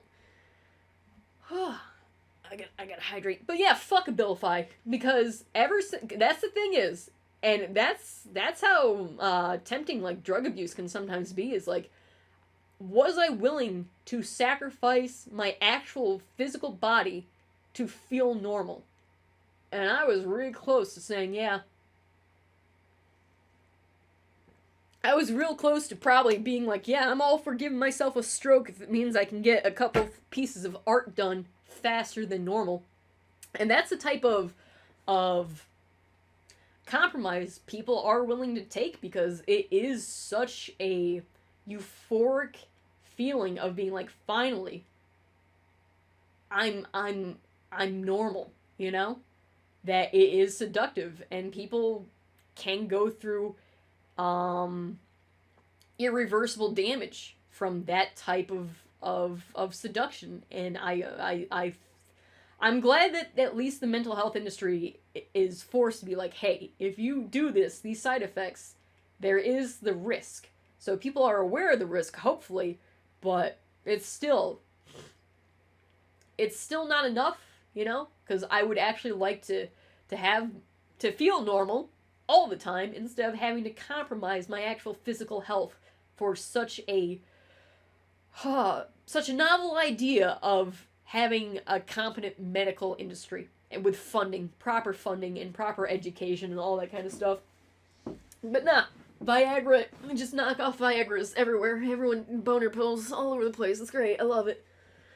This is Gucci. So, out of all the medications I've been on, Abilify was the worst one. And then I had two other moments in my life in the beginning, trying different dosages of my bipolar medication and different brands of supposedly the same. And I wound up being like, no, the one that I started on is the one that works for me. And so that's been working for me for 10 years. And then there was another medication that my psych eventually prescribed to me years and years, to be like, once I moved back to New York, basically. Because my lifestyle did change from Philly to New York. And she's like, yeah, try this out. That did not mix well, so I ended that pretty quick after like 2 weeks, because it was pretty much canceling out the medication I was on, therefore making me erratic again. And now I can talk about something that is extremely specific to women with mental health disorders, cis-born women at that point, is because at no point am I ever going to be allowed to A, get pregnant, which is fine. I'm okay with that. I was already on that thing. But also, I am not allowed to have any form of hormonal birth control whatsoever. I cannot take the pill. I cannot do any type of injections. Nothing. No outside hormones. Not just because of the Synthroid medication conflicting with it, but my bipolar medication cannot have any type of hormonal base birth control. It'll just cancel each other out. So I'm restricted in that area, but also for women who do want to become pregnant, if I was to become pregnant, I would have to go cold turkey on, what is it, 4 different medications that are in my life right now. I would not be allowed to take my bipolar medication. Even my Synthroid would have to stop because it would be putting up too much hormones into the child. I would not be allowed to take my opioids at all. And a bunch of other stuff. So therefore, you're not allowed at all to have a traditional family, if you would, which for me is not a big deal because I have no plans on ever giving birth because I've never liked the idea of giving birth. It doesn't make any sense that some human would live inside of me for almost a year and then I had to take care of them for the rest of their lives. That does not appeal to me. But this is just a disclaimer for people out there who do want to start families, is that if you do want to give birth while you want to seek help for your mental disorders, that's another form of compromise. It's just like the Abilify. What do you want? Do you want yourself to be better, or do you want to care about someone else? And unfortunately, we live in a society where it's more pressured of actually having a biological child who's genetically related to you instead of going through adoptions, fosters, anything else like that. So a lot of women do feel pressured to sacrifice their own happiness in order to complete this fucking bullshit, oh, if I don't give birth, I'm worthless. No. But for the people out there who do want to have children the old-fashioned way, there are ways to get off your medications and all that, in a safe way, mind you. But say like someone had like a fucking accidental pregnancy or something like that, and then they decide, yeah, I want to keep the baby. I mean, I don't want to get an abortion. I do want to keep the baby. I wasn't an unplanned pregnancy. And then they're forced, you have to go cold turkey right now. No preempting, no fucking preparations, nothing. You go cold turkey as soon as you fucking get the news you're pregnant. Otherwise, your baby will be affected mentally by the chemicals you're putting in your body, because it's only meant for you, not for an unborn fetus that's developing with different chemical interactions. And so you therefore increase the chances of miscarriage, deformities, anything else that could go wrong in your pregnancy because you want to have a kid and still treat your legitimate illness. It's just like this has happened before with pregnant women who have cancer. It's one of the most heart-wrenching things in the world of being like, do you put off chemotherapy and save your child? And people fucking do that. And it's just, again, it's not a black and white situation. It's just you have to do what is right during that moment for you and everyone else involved. It's not an easy choice, but it's a choice people have to make. And the fact that some people just don't have that type of sympathy, that basic empathy towards someone making such a drastic fucking decision in their life, I don't get, because that is just devastating. Again, the reason why I don't want to have kids is A, I can't even take care of my fucking self most of the time, and B, I don't want anything, I can't stand the thought of something happening to the person that I would love more than anything else in this world, going through the same things that I went through, genetically, because unfortunately my schizophrenia and bipolar and everything else, hoarding, OCD, they all run thick and fast through my family on both sides, but mainly on one specific side. And I just do not want to continue that cycle genetically. I want it to just end. Now, if I ever had like a kid I had to be responsible for that just showed up in my life, you have no idea how many times people have left their like strangers have just left their fucking kids around me. It's like, what? Children are not an acceptable form of payment anymore. They devalue quickly. Give me diamonds, you son of a bitch. God. So anyways, like, if you ever do have to become responsible of someone else, that's a completely different thing compared to being like, I'm going to bring someone into this world, I'm planning on it, and we're going to go from there. That I have never been on board for. It has zero appeal to me in every sense of the process. But if you go forward with life and just live life and see what happens, like, again, 2 years ago, I never had kittens in my life, and now my kitten is 2 years old. So life is constantly, changing. It's just happening, and I'd rather just see where it leads to instead of being like, I am going to do this thing that is completely unfucking doable, you know? It has no appeal to me. But I just want to point out that the side effects of these medications do affect women in a way of having actual births and having children. Not for men, though. You can still take your boner pills with this medication. That's fine. Speaking of which, it actually is candy time right now. Hold on. I'm gonna run an ad break real quick. Enjoy your boner pill, Jeff Bezos ads, probably. Alright. Freaking boner pills.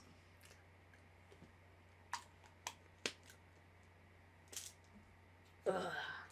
I'm so thirsty. I'm so stuffed up. The mother fun's getting angry. I'm not even close to touching, like, the iceberg of this entire thing. I keep going down story time lane. It was how it was going to happen. You knew it was.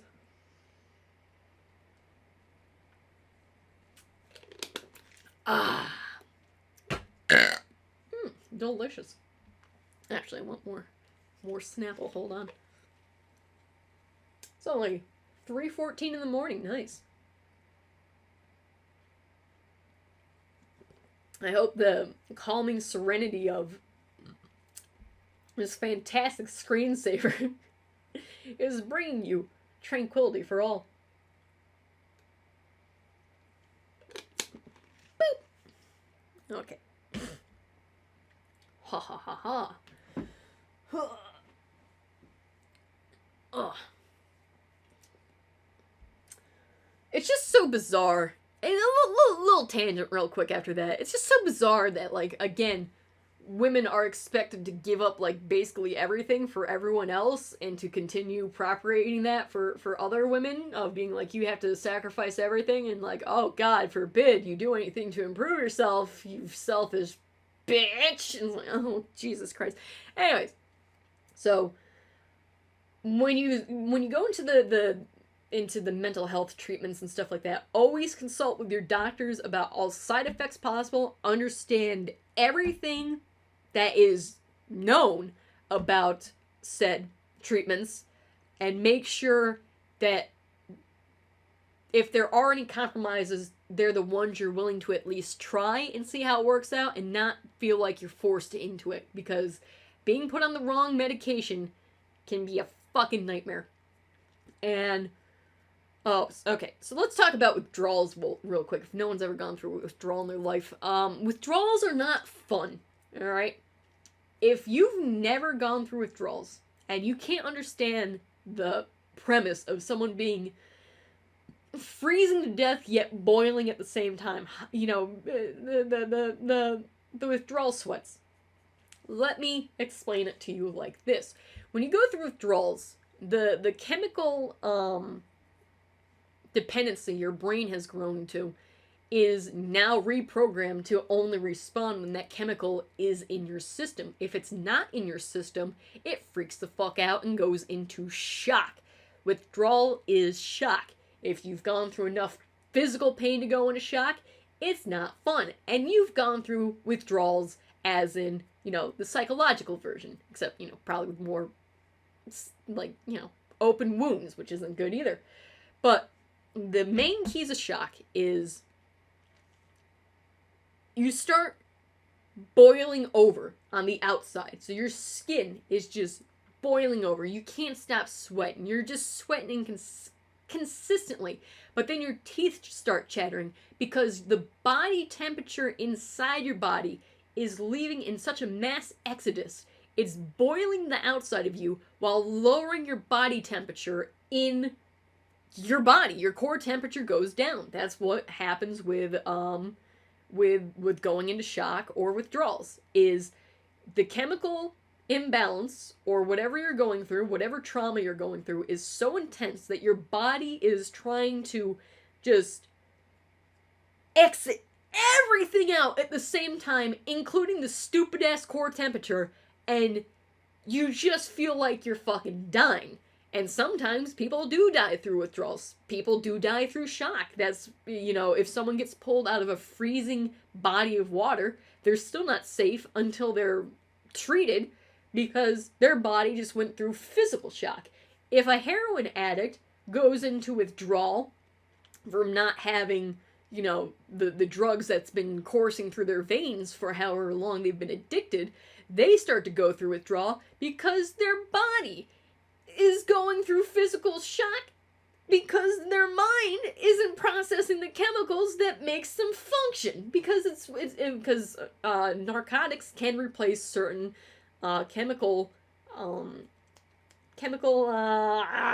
interactions, well, technically interactions, but chemical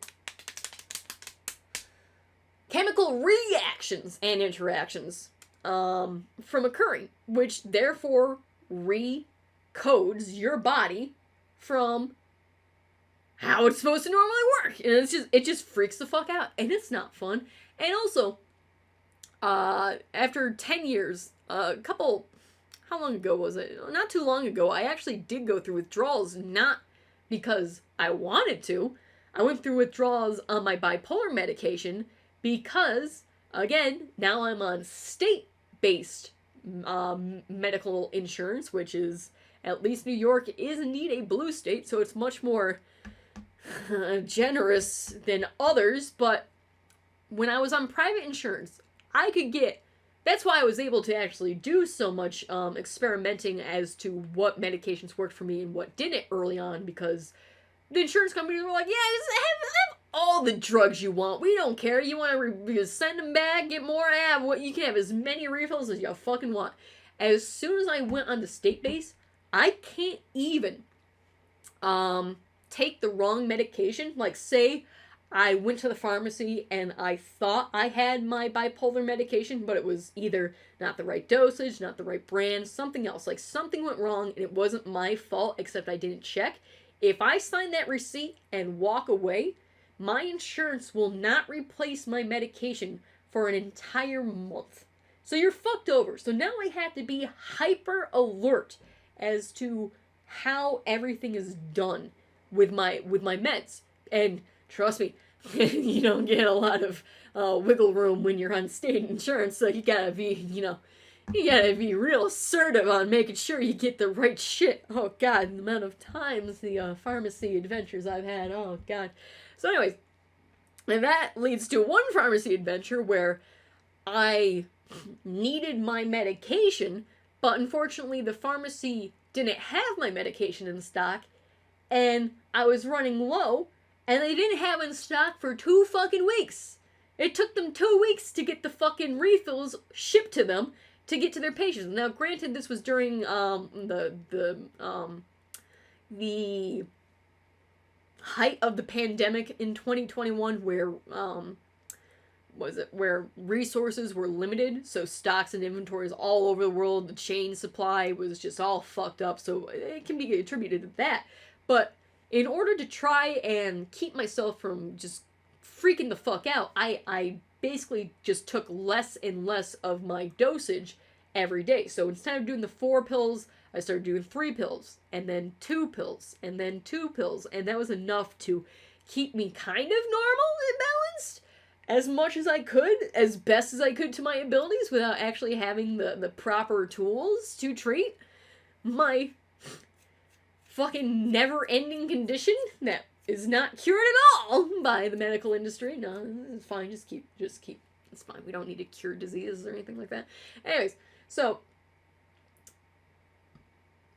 it got so bad is that I still, even with my medications, because again, with my fluctuation of hormones through both Synthroid and by still being a cis-born female, my hormones dictate a lot of how my body operates, not only mentally but physically, and depending on what day it is, whoop-de-doo, get to figure that one out, is like how sane you're allowed to be as well, because like, man, when mania hits, it sure is a hell of a thing.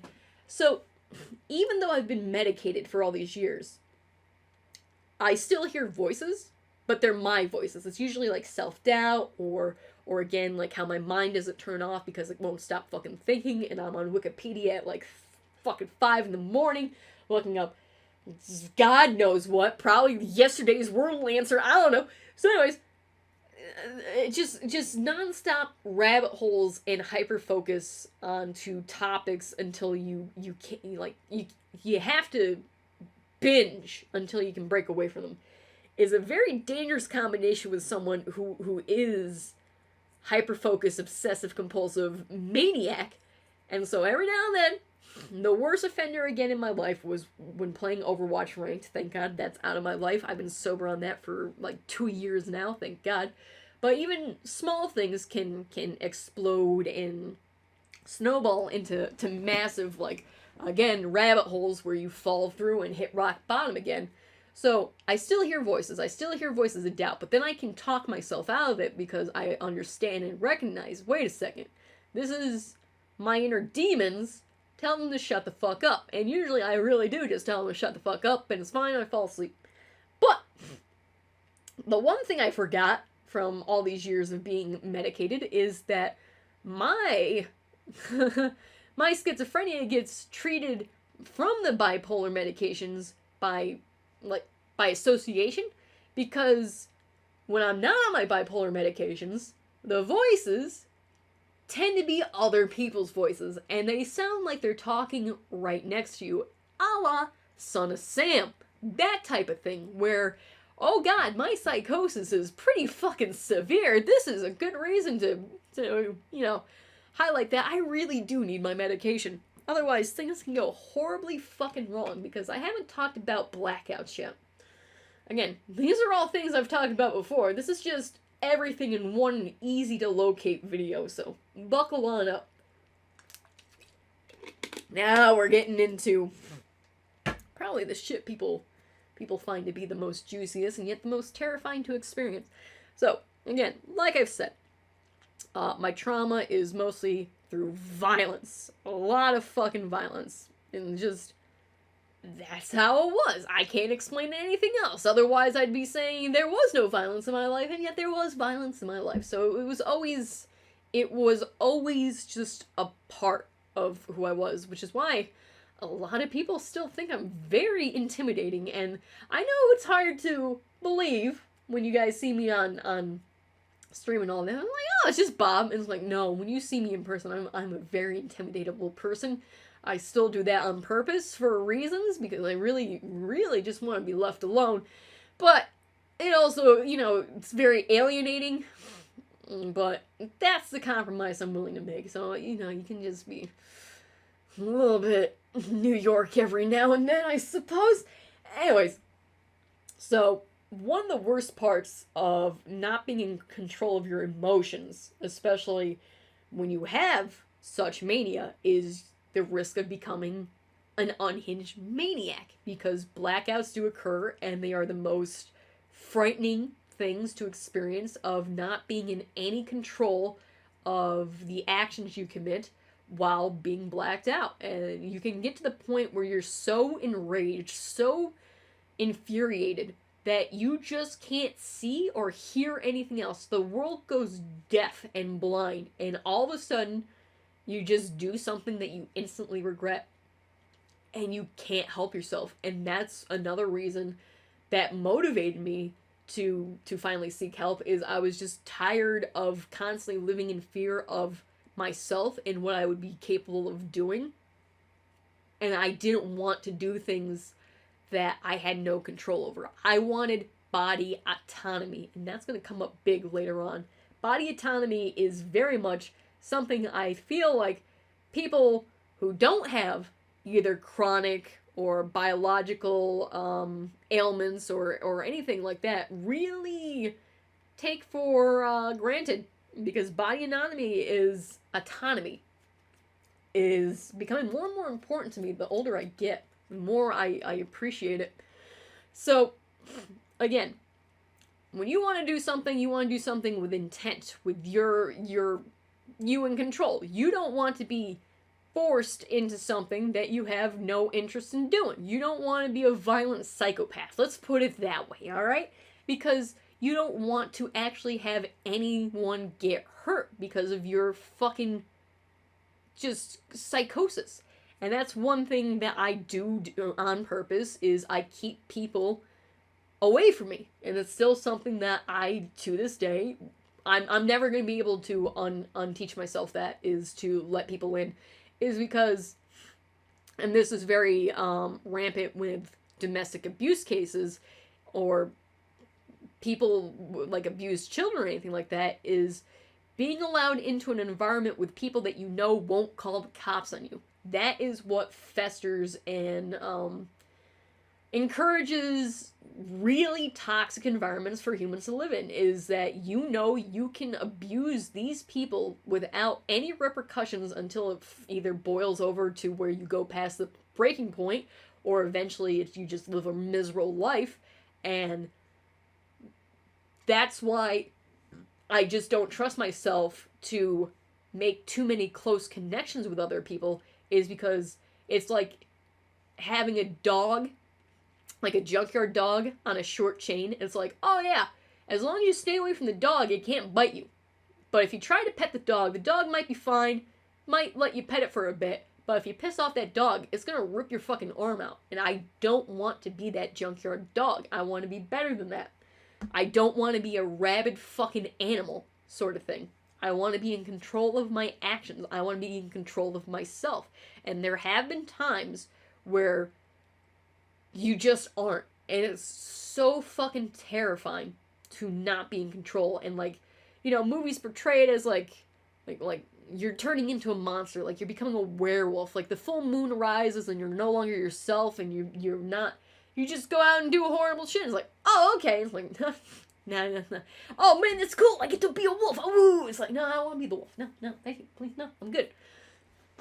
But that relates into, I suppose, because I wanted to talk about this for mental health. This, and I suppose medication ties into this, is the idea of, unfortunately, what America is experiencing right now is an epidemic in mass shootings, where all of a sudden mental health becomes the most important thing in the world, but will never receive any funding, and if only these poor young white boys, for the vast majority, had received, if only they showed warning signs, everything could be changed. Everyone who tries to bring up mental health for the vast majority of these pre-planned, premeditated, absolutely planned out murders, it's not mental health.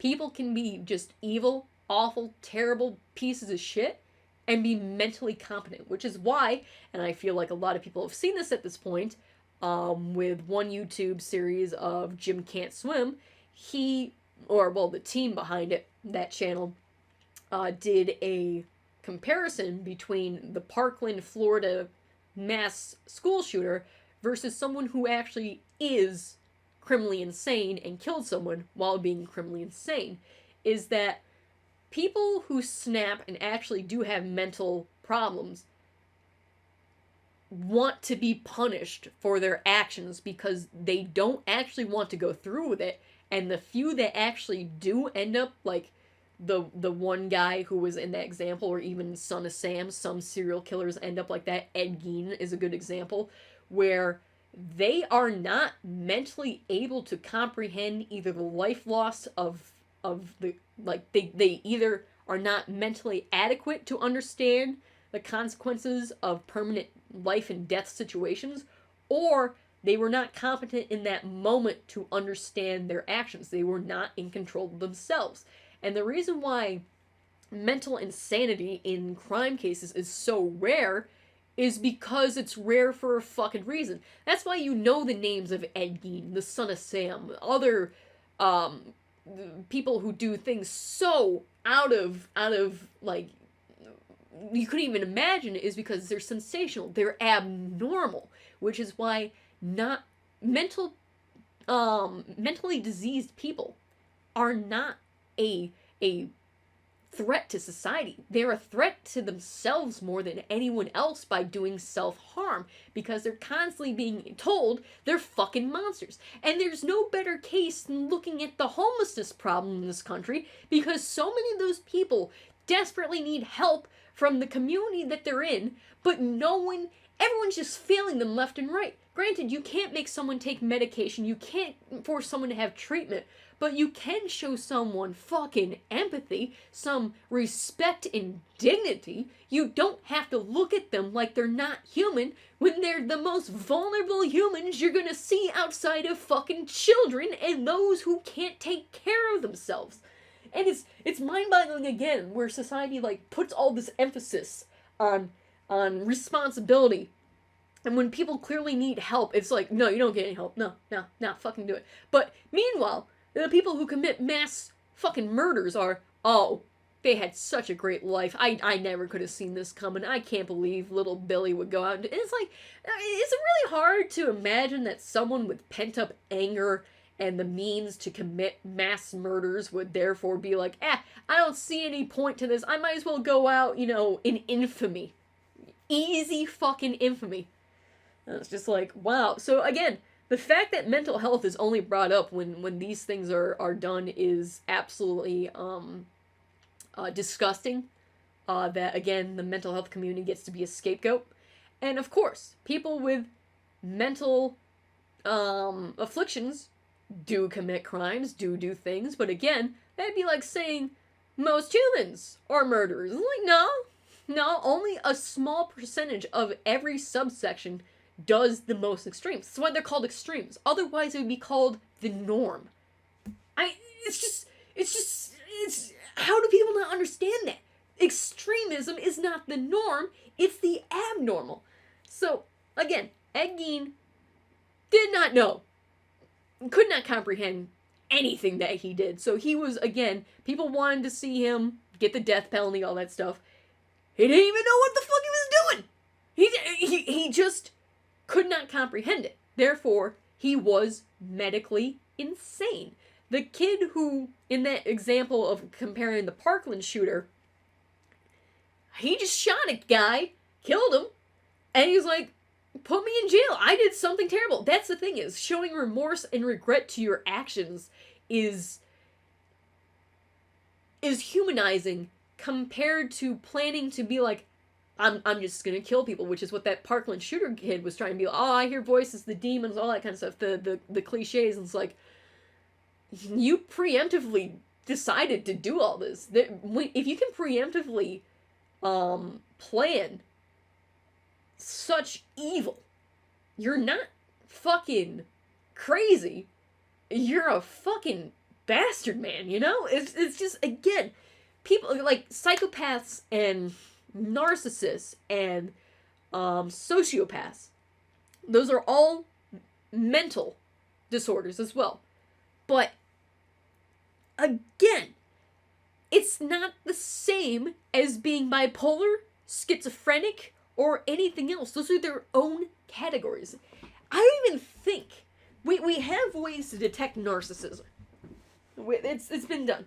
Sociopaths, again, are very apt at hiding their true colors and blending in with society until they get what they want, their ultimate goals and shit like that, whether it be, the most vile crimes imaginable or even just fucking over people in order to get... They don't have empathy. It's just something that they do.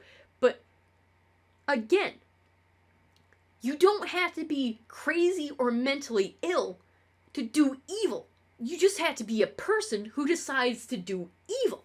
That has nothing to do with mental health awareness. And if you care so much about mental health awareness, maybe do something. Or, and here's a crazy idea, maybe if you know someone might do something drastic, take away the thing that would cause mass damage and destruction to begin with. I don't know.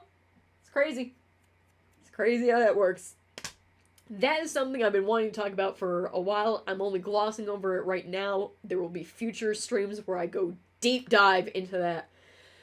But that's part of the serial killers. Still, in the future, remind me to talk about serial killers in a different context, which is like people thinking Ted Bundy was handsome when he was not, and it's just a manipulation of power, and people can't embrace the fact that, people who are either average or even ugly could outwit them and seduce them or anything like that.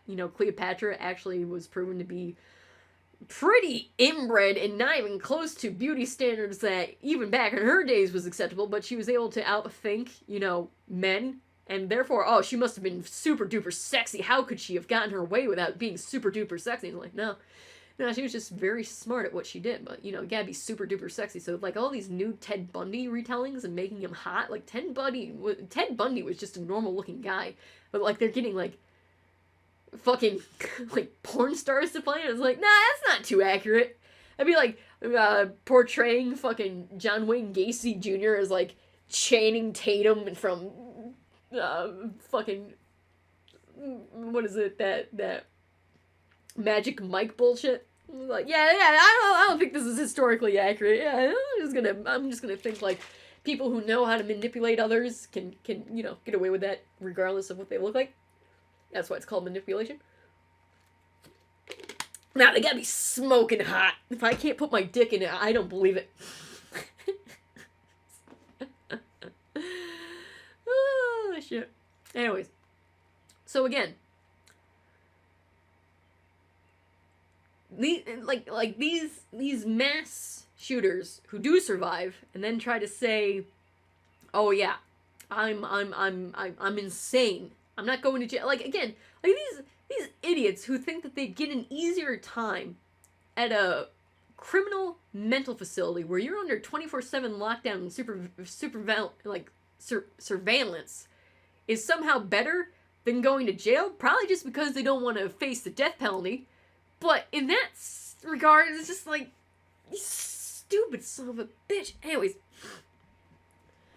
that's what I had to say about that for now. There will be more another time. It's just I gotta stay on track here because I can already hear the birds outside my window at 3:30 in the morning. Alright, so where the fuck was I?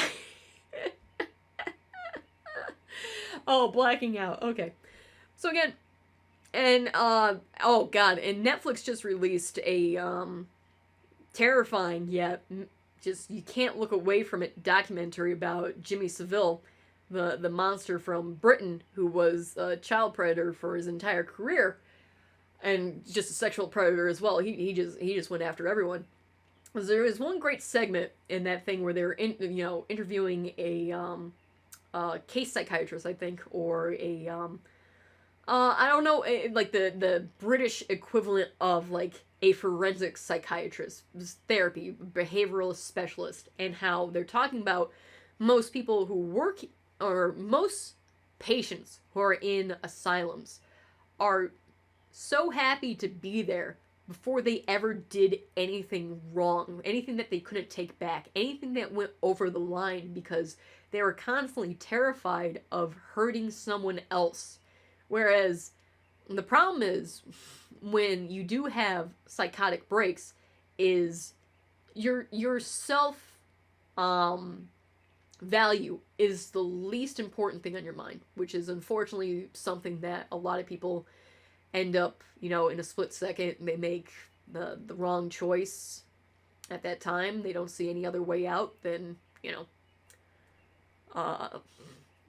suicide or anything like that. I don't want to talk about suicide too much in this video, but people do get to a point where they see there's no break, and it is not their fault, they are suffering from a mental problem that, again, you can't see those scars, and they succumb to it. And it's not that they lost a battle or they lost anything besides their own life. They just, it's like, that type of depression is terminal, just like cancer is terminal, or anything like that. But like, so again, when you're in psychosis, you're most likely to end up hurting yourself or people immediately around you, and no one really wants that. Especially, they don't want to hurt others. The concept of hurting someone else is more painful than having damage to yourself, because you've already tricked yourself into thinking, I deserve this pain. I should be punished for living this life, for being who I am, when you do not need to punish yourself for who you are. There's nothing wrong with you. You are a person. You have a right to live your life and to be who you are. But unfortunately, those mental demons get in your head and tell you otherwise. And people who go so long without treatment, they get to a breaking point, and, you know, worst case scenarios can happen. And it's tragic. There's no other word for it besides tragic. It really is. And a lot of people hopefully do get help before it gets to that point, whether they seek the treatment or they're told, hey, you need treatment, and that's when you can actually, you know, intervene or do anything like that. Sorry, I'm getting a little stuffed up now. I know, this is like the worst fucking time for it to happen. Oh, God. But, like, so this woman's talking about how the inmates are just glad to be locked up because it feels like a form of punishment for a crime they never committed. You know, where you feel like you have to constantly drag yourself through the mud to constantly apologize for things you have no reason to apologize for, and you don't have to apologize for things you never did, you know, for being who you are. It's perfectly acceptable to just exist. You know, there's nothing wrong with that. But some people get to the point where they have no control over it. It's gotten, like, their mental degradation has gotten to so far to the point where they can't function on their own anymore, which can happen to a lot of people if there's no intervention in between. And, like, again, talking about criminals who try to employ the insanity defense, again, I it just keeps coming back here for right now, is that, again, with the Jimmy Savile option, is he was a predator. He was calculating. He knew what he was doing. He was preying on people who could not fight back, because he's a predator. That's what you do. You go for the weakest link, not people who can fight back.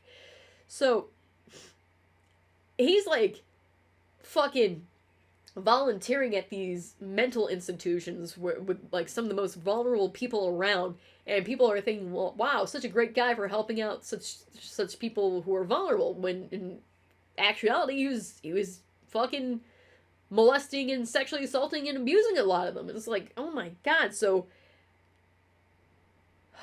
where was I gonna go with this? Hold on. I guess it's a lot to take in all at once. And try to get it out coherently when you look into the void. Oh, God. There was something else I was gonna connect this to. Hold on. It's coming back to me. Just hold on. Blacking out. Pretty much like self-fucking hate and loathing. Versus... Was it?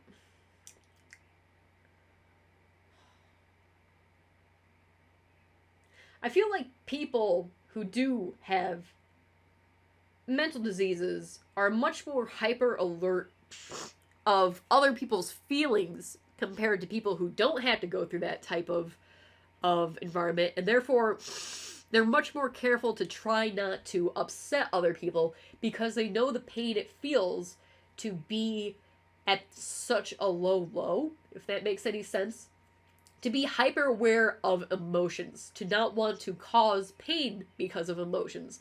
And therefore you either try to isolate yourself, block yourself away from people, thinking that's the best way, pretty much self-isolation. Where if you just start... I'm so stuffed up, sorry. Where if you actually try to start realizing that you can trust yourself, you can trust others, you can still be, aware of your surroundings and not be on high alert, because that's another problem of mine, is being on constant high alert. I can't unteach myself that. And it's exhausting, and it's tiring, and it's one of the things that can lead to you falling back and regressing from so much progress. Is you're at such constant high alerts, especially when you're... I have no problem... I have no problems around crowds. I have no problems being by myself. It's just that when you're out in public, it's that form of feeling vulnerable that I do not like. It's not the crowds. It's just like, what do I do in this situation if worse comes to worse, you know? And I can't deprogram that for myself. A lot of people, just once they put up that guard, it's a hell of a thing to try to overcome. I actually need to take a break real quick and go blow my nose. So hold on, gonna do an ad break. I'll be right back.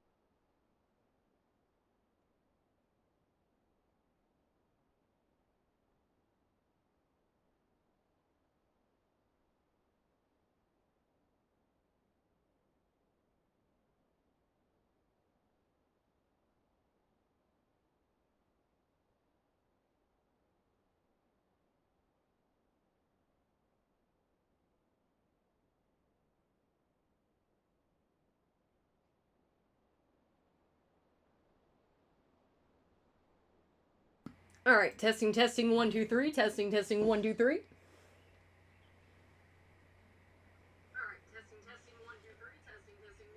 There we go. All right. Now, where did I leave off? Ah, shit. Well,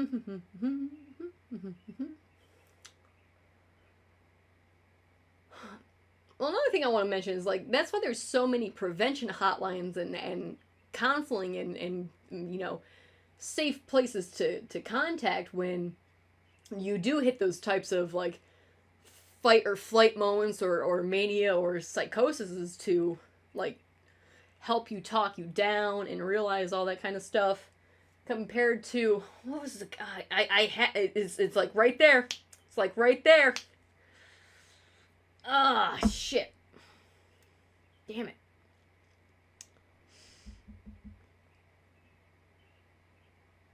I guess it's like having that moment of clarity can really change things when you don't see a light at the end of the tunnel kind of thing.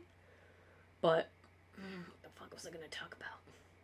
I can't remember where it was. I'm gonna talk about body and autonomy real quick, just real fucking quick.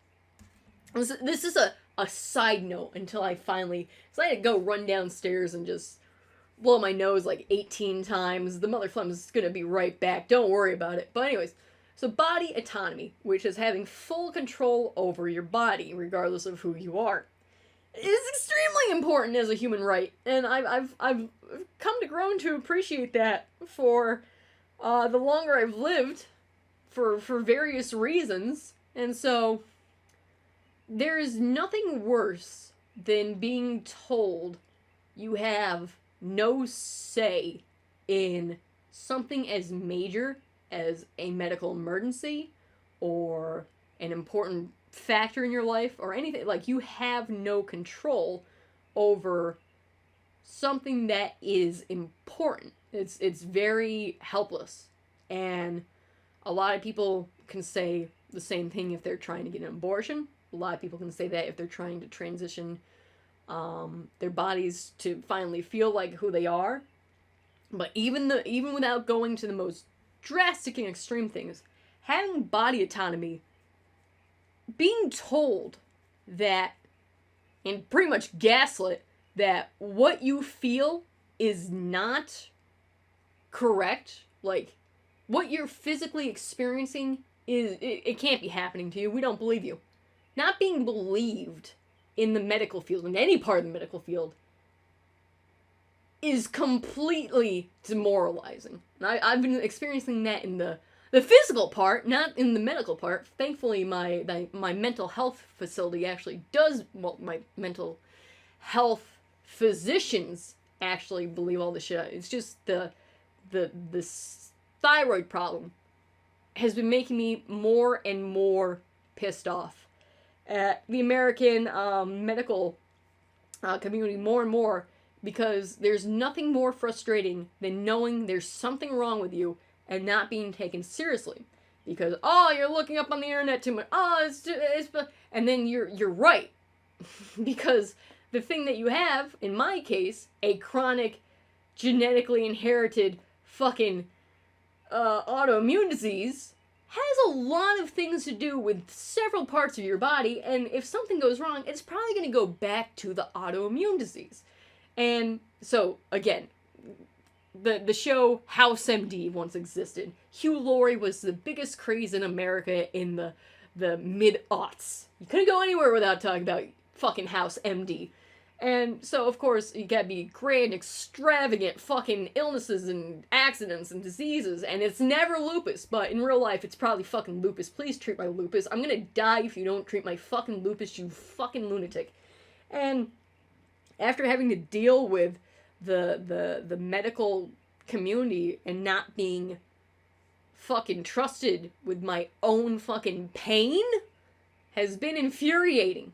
And the thing is, all of my doctors are women except my dentist. He's the only guy doctor I have. So this is even a problem amongst women doctors and women patients. Or any patient who isn't being taken seriously by their doctor because they didn't actually go to med school. And the thing is, you might have gone to med school and gotten your degree. I've been living with this condition my whole life. I might know a thing or two about how it hurts my body, because again, you're the one person who has to live through that life experience. You're the one who knows what is right and what's wrong. Your instincts are correct. I don't want to cause like hyper what was it? Hyper, very common word, I should know this. Hypochondriac, where, oh god, I touched a tree, now I have cancer. It's like, no, it's not how that works. So, like, again, there's a difference between hypochondriacs and crying wolf and actually being like, please, my pain is legitimate, why don't you understand me? Oh, you think I just want to get drugs and get high from painkillers? Well, I don't want the Oxycontin. Please take that away and actually treat my disease. Okay, I don't need the Oxycontin. Thank you for offering, though. But I'm going to politely decline and tell you to do your fucking job. You ER hacks. Not that I have any experience with this particular field or anything. No. So, again, the older I've gotten and the more bureaucratic bullshit I've had to encounter, even with the most simplest things, because thyroid disease is extremely common in the human populace, let alone just in America. Like, it's nothing new. Again, if I described my thyroid disease as if it was diabetes, and my doctors weren't giving me the insulin I needed to function, That would be called malpractice and torturing a human being. So, being able to decide, I want this treatment, I want to try this, I want to be in control of my body, is more and more important the older I get. And, like, because I've always been, like, pro people with terminal diseases being allowed to end their life with dignity. Death with dignity. Because, again, it's their decision. Not that I agree with, like, I would ever do that, or even if because I don't like the idea of euthanasia for animals. I don't like the idea of euthanasia for people. I can't stand the thought of a life ending planned, almost.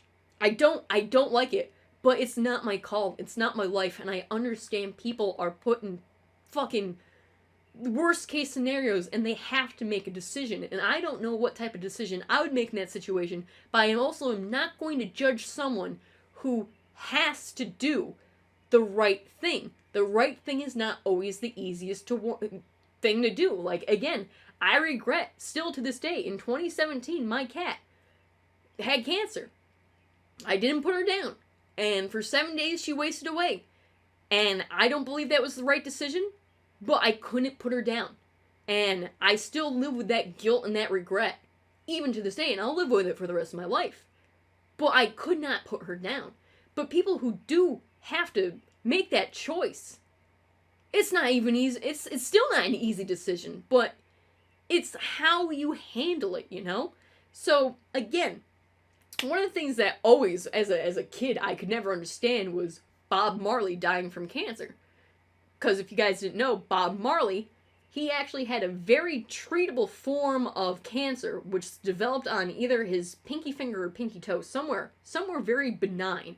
But he was staunchly against, because he was Rastafarian, he was staunchly against having any type of medical procedure done on his body, because he felt as though his body was a holy temple, and I do not want to go down that road.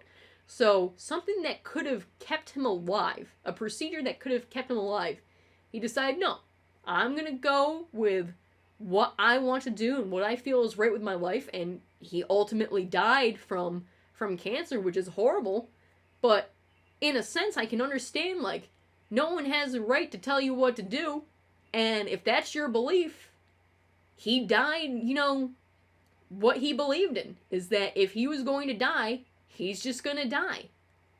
Granted, and a lot of religions do that too. Jehovah's Witnesses do that. A lot of, you know, just whatever happens, I accept it, even without the medical community going in. And I am not one to judge, because again, you have the right to do what you feel is the best for you, what you feel is right for you, that type of thing. And where it's just been having to go through those types of nightmares make you appreciate and understand that I still have choices in these matters. It's not to the point where I don't get a say in my own life, you know? That's body autonomy. That's why, of course, abortion should be legal, because it's a medical procedure and it has nothing to do with Jesus Christ, nor does any law in America, because this is a secular country. I'm not getting into that right now. It's another stream. Anyways. So again, the stigmas of the medical industry, let alone the mental health industry, or what life even constitute on a personal level, it's not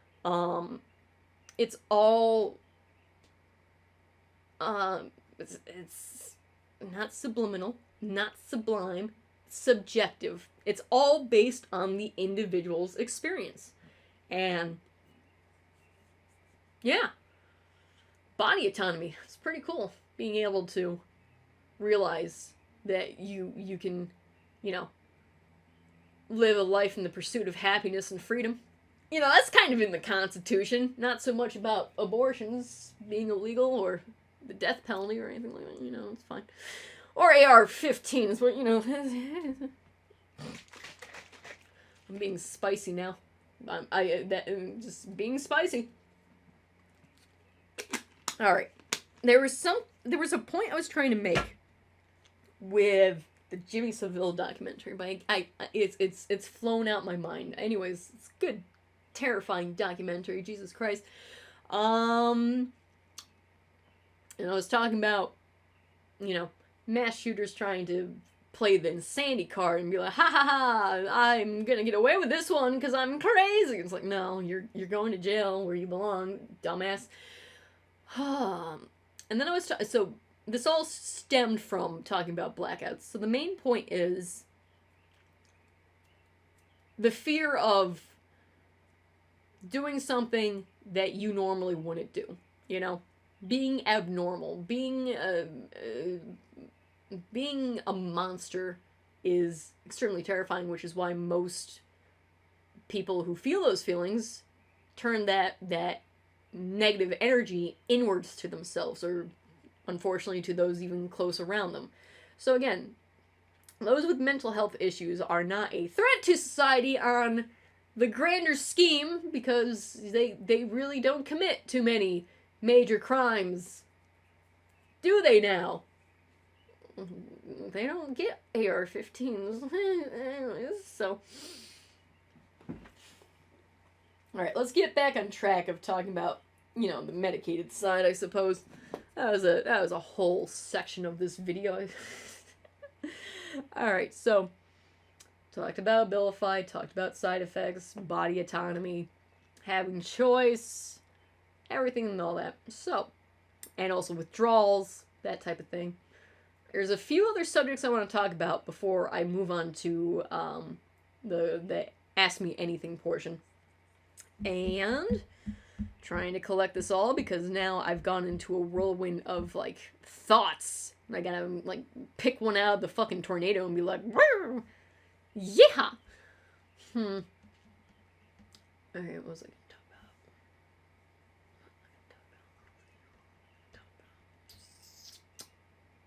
about? PTSD.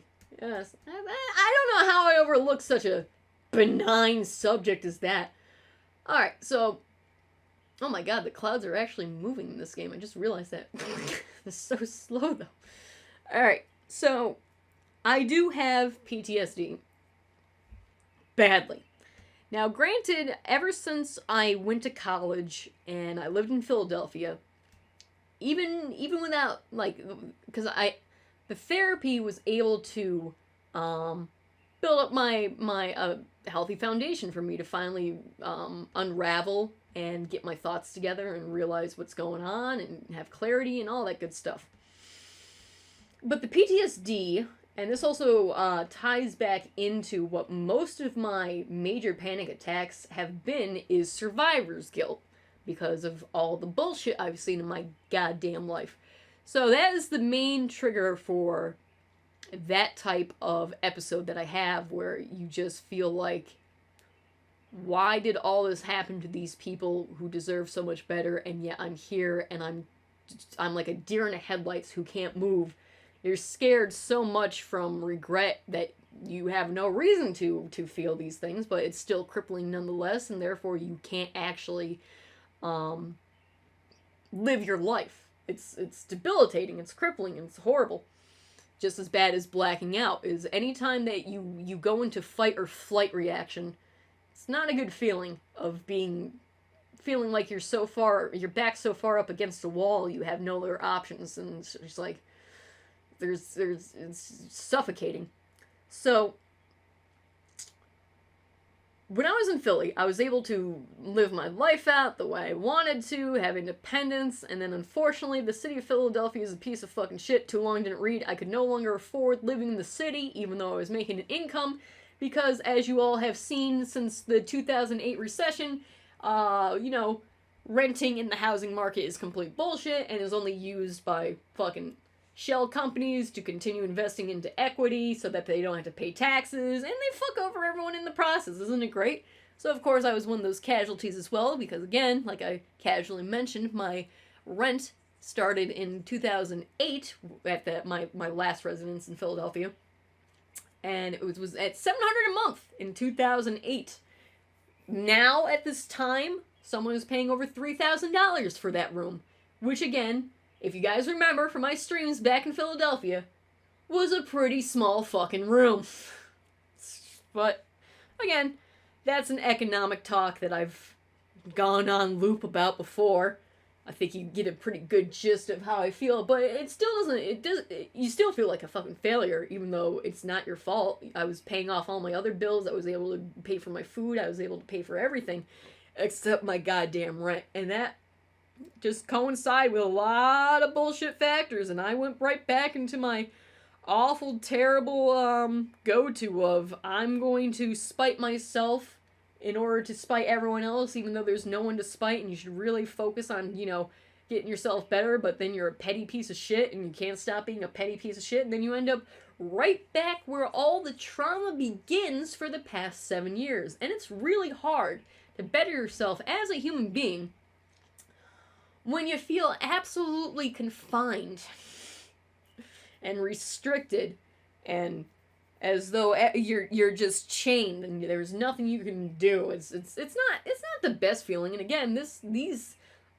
I feel like everyone during the pandemic got a taste of what it's like for my current life right now. No one really liked that life. Everyone disliked that, but unfortunately I still got that life to live. It's like being in jail without the benefits of, no, I don't know, stabbing someone.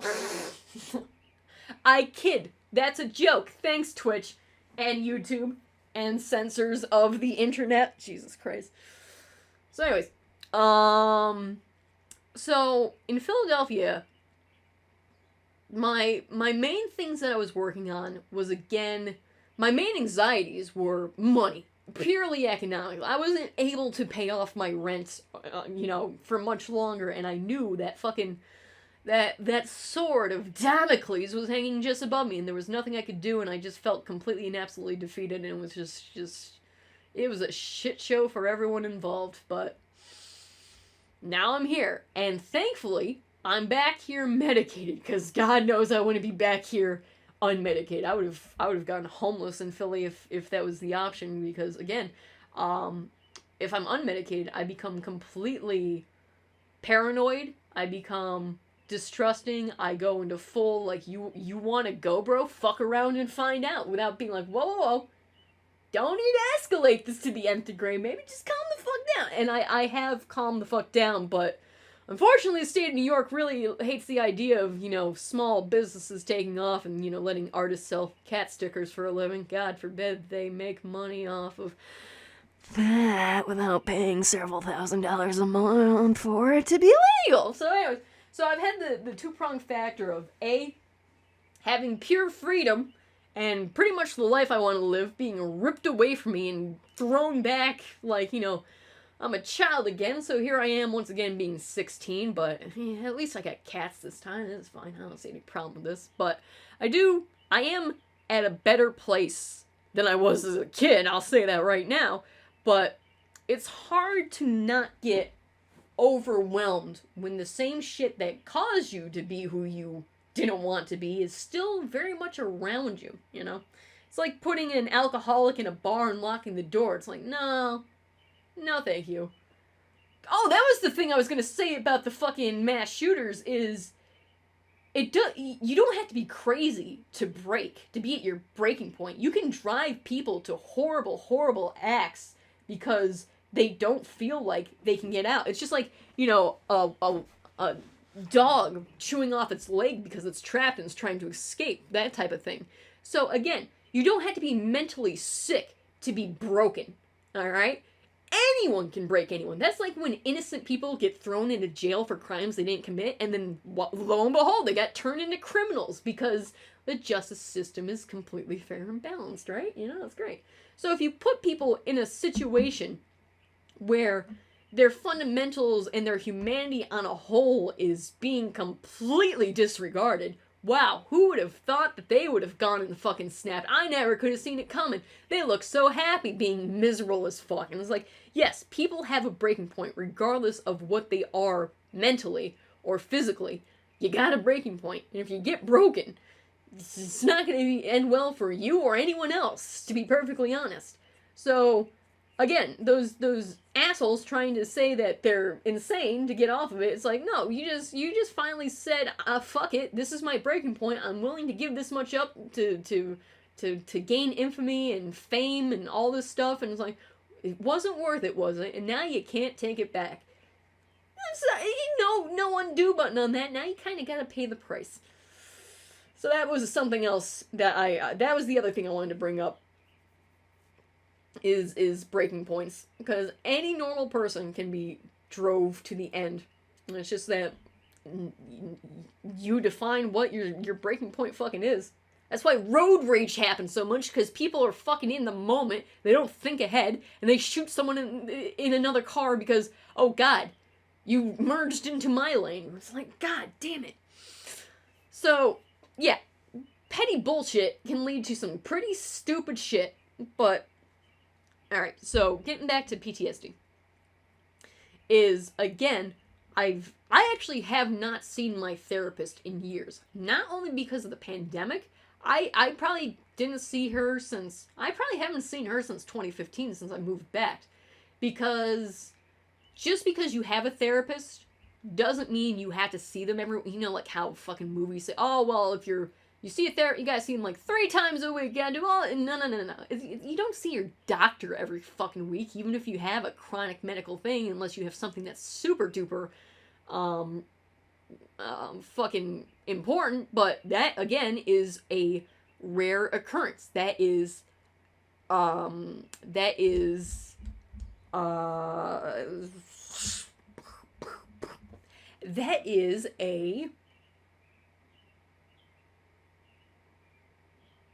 rare occurrence. Let's put it that way.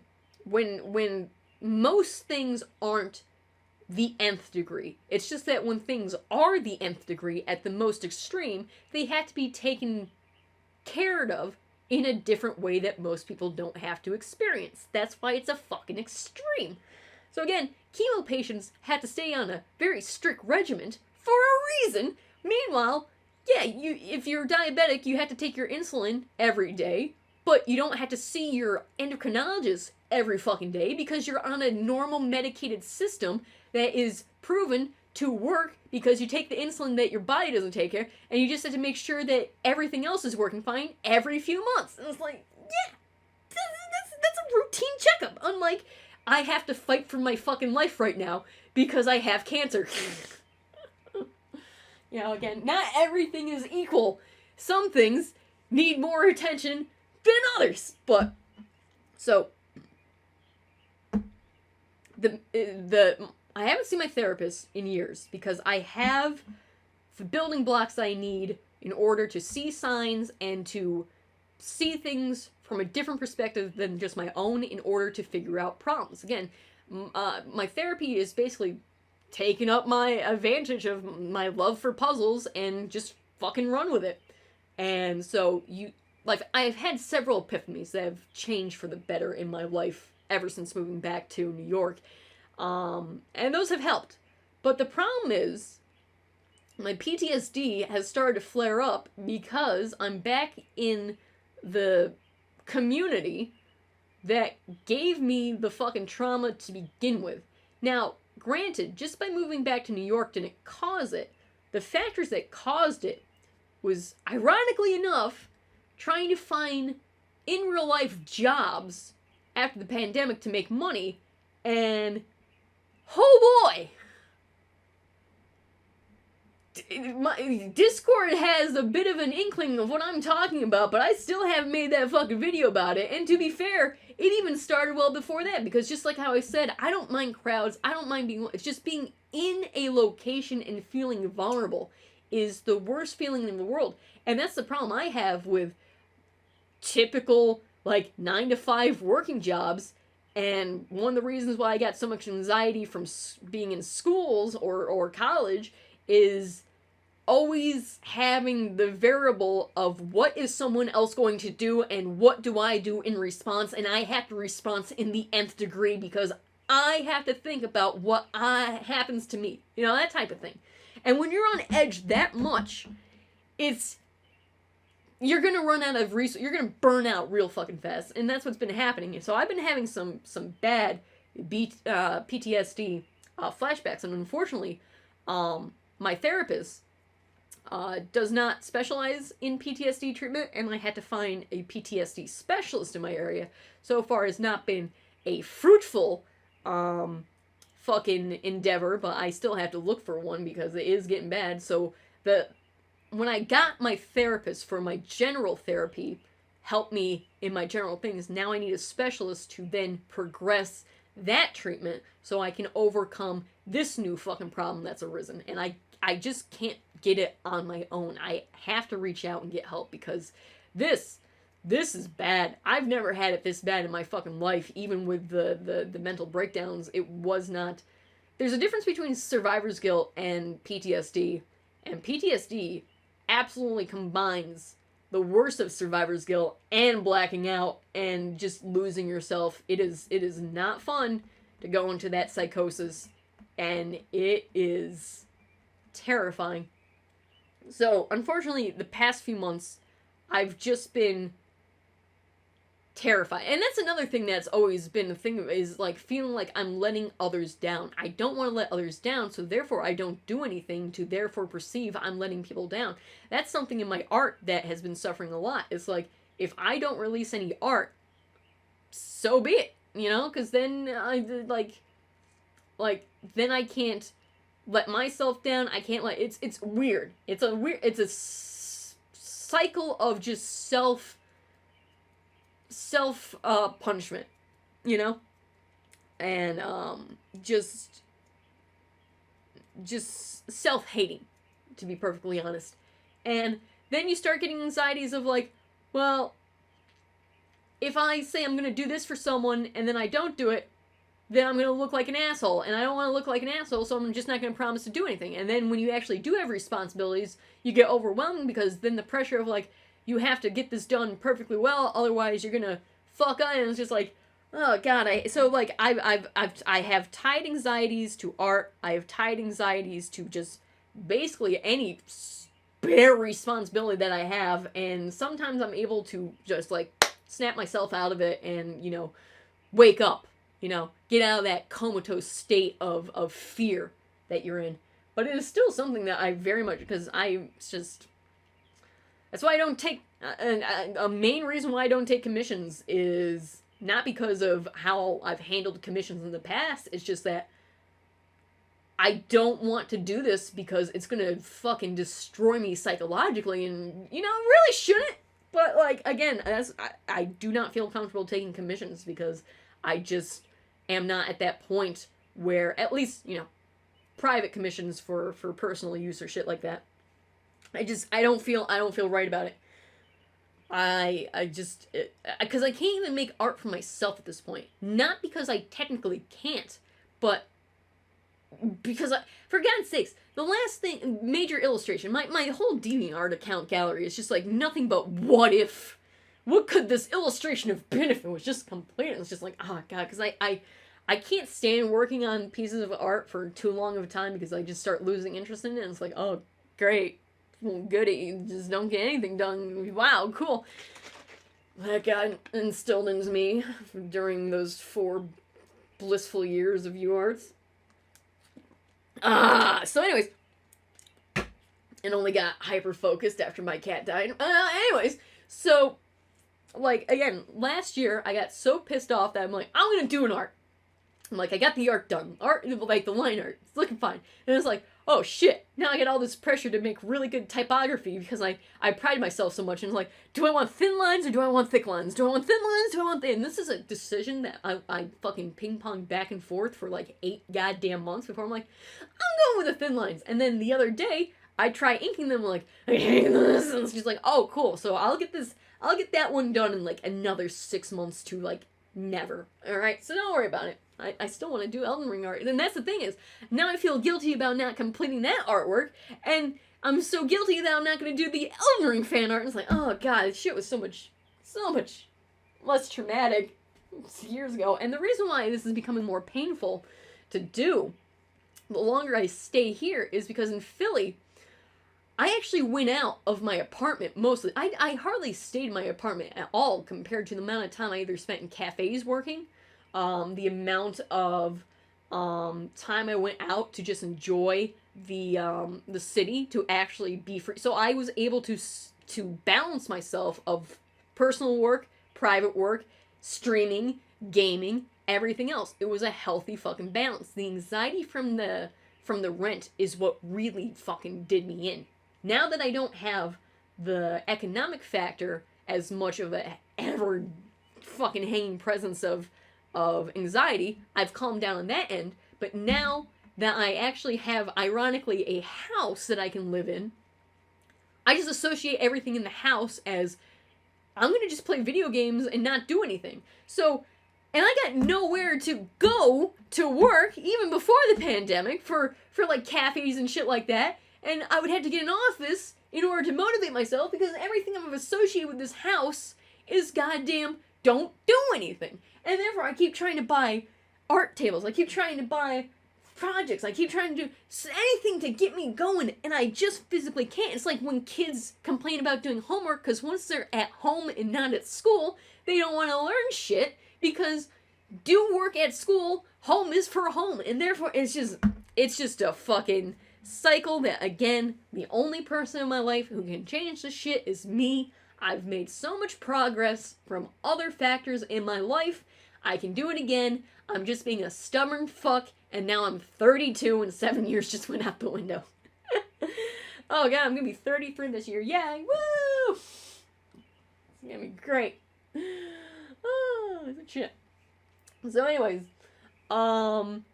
yeah, the PTSD, the anxiety are all things that have also been hyper fucking intensified because of post-pandemic. The pandemic, I felt great because no one was expected to do anything. And then it's like, wow, I don't gotta do shit. And it's like, I just spent this whole year not doing shit. Everyone else was doing the same. Now that everyone's like being productive again, it's like,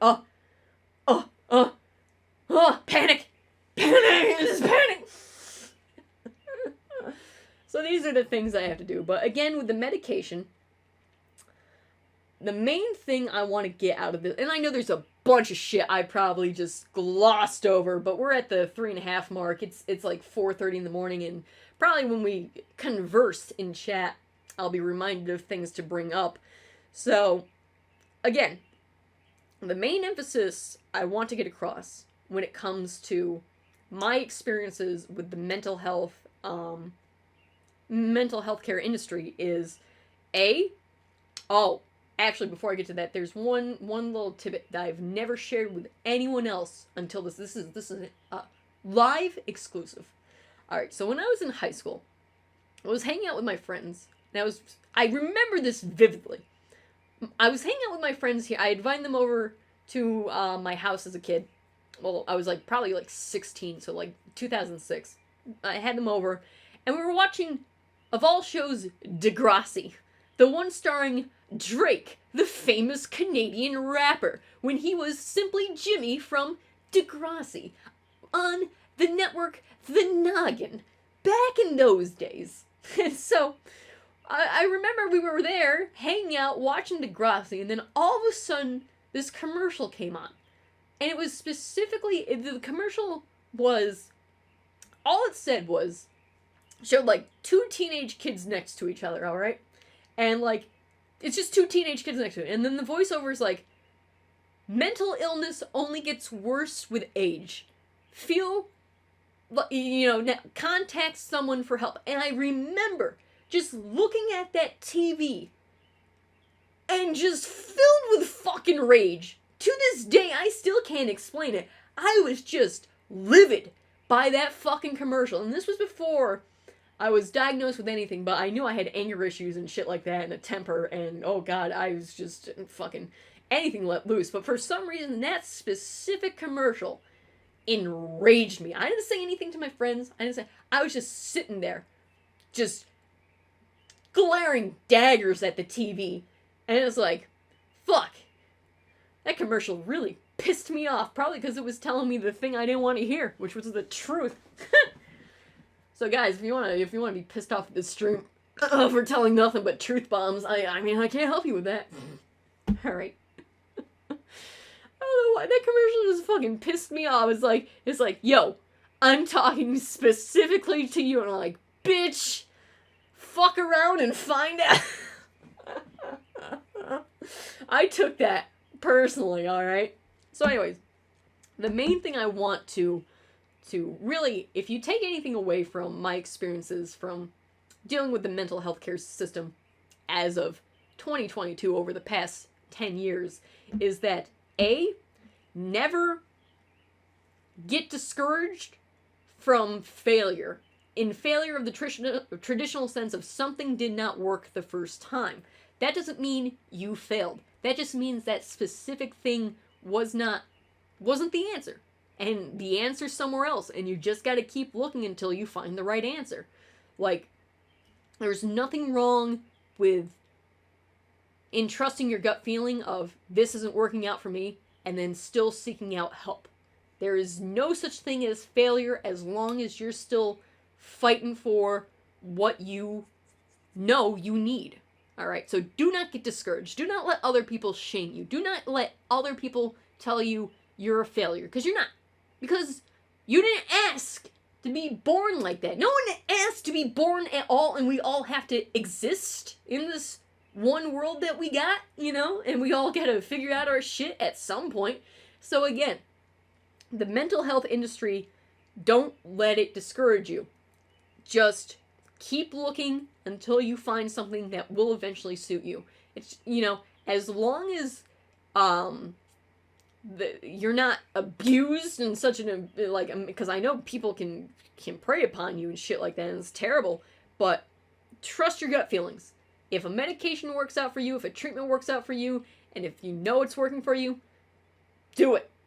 If it doesn't feel right, stop it and suggest something else, and always be aware that you are in control of your fucking body and no one else is. You have that autonomy. And B, always know as much information about something as important as healthcare before you go into it, you know? Even with physical things, like, you want to know all the repercussions from surgeries. You want to know all the repercussions from any form of medication. You need to know what you're willing to compromise for if compromises do arise, you know? And that you're not alone. You never were alone, and you'll never be alone in feeling the way you do. Mankind has felt like that since it became sentient. And that's why we have a medical field that specializes specifically on you know, mental trauma, mental diseases, mental anything. Because we figured out we're a species that is sentient, and we need to address that, you know? Because people need help. There is no failure and there is no weakness in seeing help. You're making yourself stronger. The fact that people try to portray that as weakness is so baffling. It's like, again, you don't mock people for going to a gym for physical health. You don't mock people going to a therapist for mental health. I don't understand. But then again, people can just be assholes. Normal functioning assholes. And it's like, yeah, you sure are a piece of shit, but your actions don't reflect who I am as a person, you know? You represent yourself, and you will always represent yourself.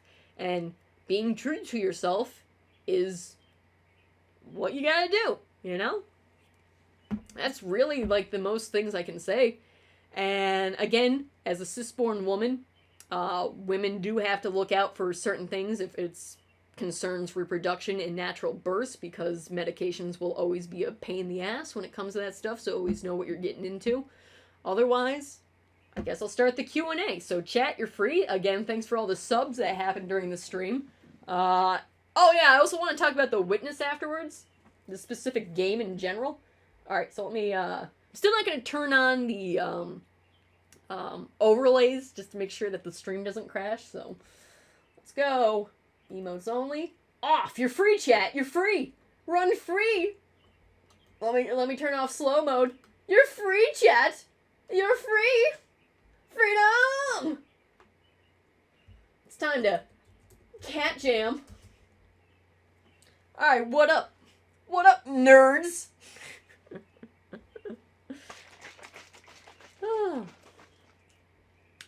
I'm gonna run a 60-second ad break because I can. For those of you subscribed, you don't have to witness the power of Jeff Bezos coming right at you. Oh. Freedom!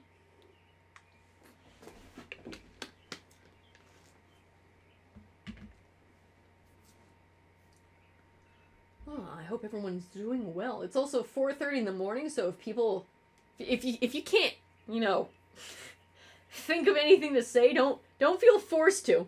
Don't really have anything to ask. All right, Sam. How are you doing? How's everybody doing? I hope everyone's doing great. It is also 4:30 in the morning, so if you guys are not as fucking hyper alert as I am right now, I can understand.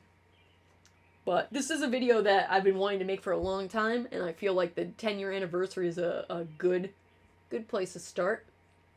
So yeah, my main complaints when it comes to healthcare is physical healthcare. The mental healthcare is fine. I kind of just wish my thyroid wasn't slowly murdering me, withering me away, and, eating away at my body or something. That'd be cool. Be cool if my doctors took me seriously.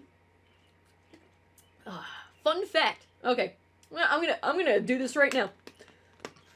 I was deciding, am I gonna talk about this during the mental health one? And I'm gonna talk about this during the mental health care one, even though this is about general practitioning for physical health.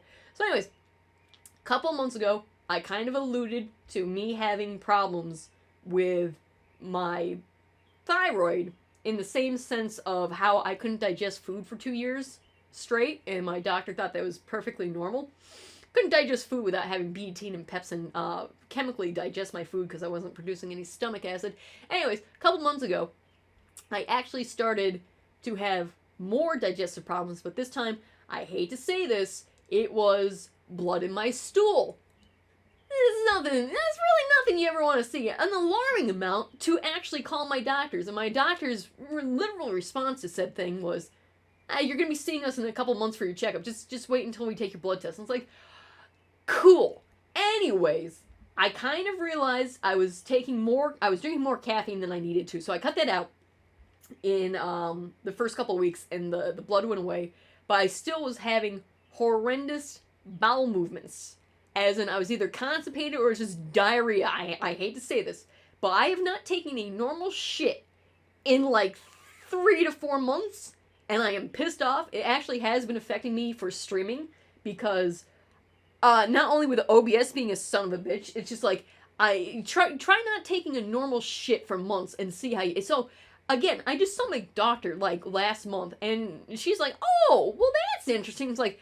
So I looked up what it is, and it's probably the most common thing is I probably have a bacteria overgrowth in my small intestine that cultured from my lower intestine because I had no stomach acid to regulate it while I couldn't eat for all those years, and the only way to get rid of a bacteria infection is antibiotics. Now, I can't get antibiotics unless my doctor prescribes it to me. You want to know what she told me to do? Get Culturelle, which adds more bacteria into an overgrowth. And you want to know the number one thing you're not supposed to do with a small intestine bacterial overgrowth? Add more probiotics, which means no GERT. So, everyone, I'm going to type this in the chat right now.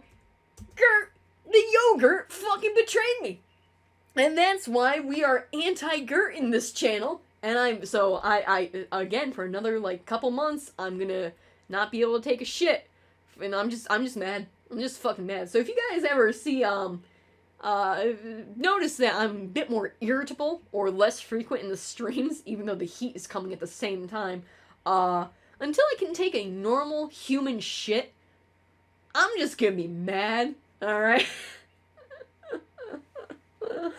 Oh, man, I sure do love this American healthcare system. It's great. Alright, let me scroll up and see what you guys have been saying. So I'm fairly certain I have undiagnosed ADHD. I have no idea where to start for finding a doctor or getting the medication I need. Got any advice for somebody with contact anxiety? I do. Well, yeah, you can actually, if you go to your local, like, just Google local therapist It really is like the thing that you can do. You can specifically Google therapist, ADHD specialist. Google is like the ultimate tool for anything. You really, and you can also decide to, if you're more comfortable talking to them through text or emails instead of voice or to face, you can do that. They can also talk to you over the phone. Therapists do have the ability to treat you over the phone. I actually did a few phone sessions back in Philly because I couldn't actually make it to New York. The only time that you really need to see someone in person is just like when you see your physician, your general practitioner, is when medication is required, because they actually need to physically see how you're reacting. And that's one of the problems I have with my psychiatrist, is she does not take state insurance, only private, and she is expensive as fuck, and therefore I only get to see her twice a year compared to every couple of months in order to have her regulate my synthroid and my thyroid disease.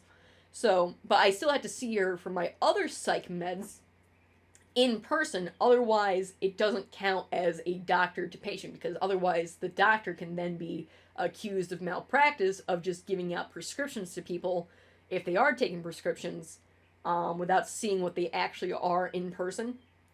So for therapy, you don't ever have to even meet the person. But when it comes to, if you actually do need to get medicated, you do need to see a specialist in person. That is something that is very common. But also there's plenty of places for support groups and stuff like that, if that also makes you feel comfortable being around other people who have the same issues. I'm not into support groups other than my Twitch streams. Hey!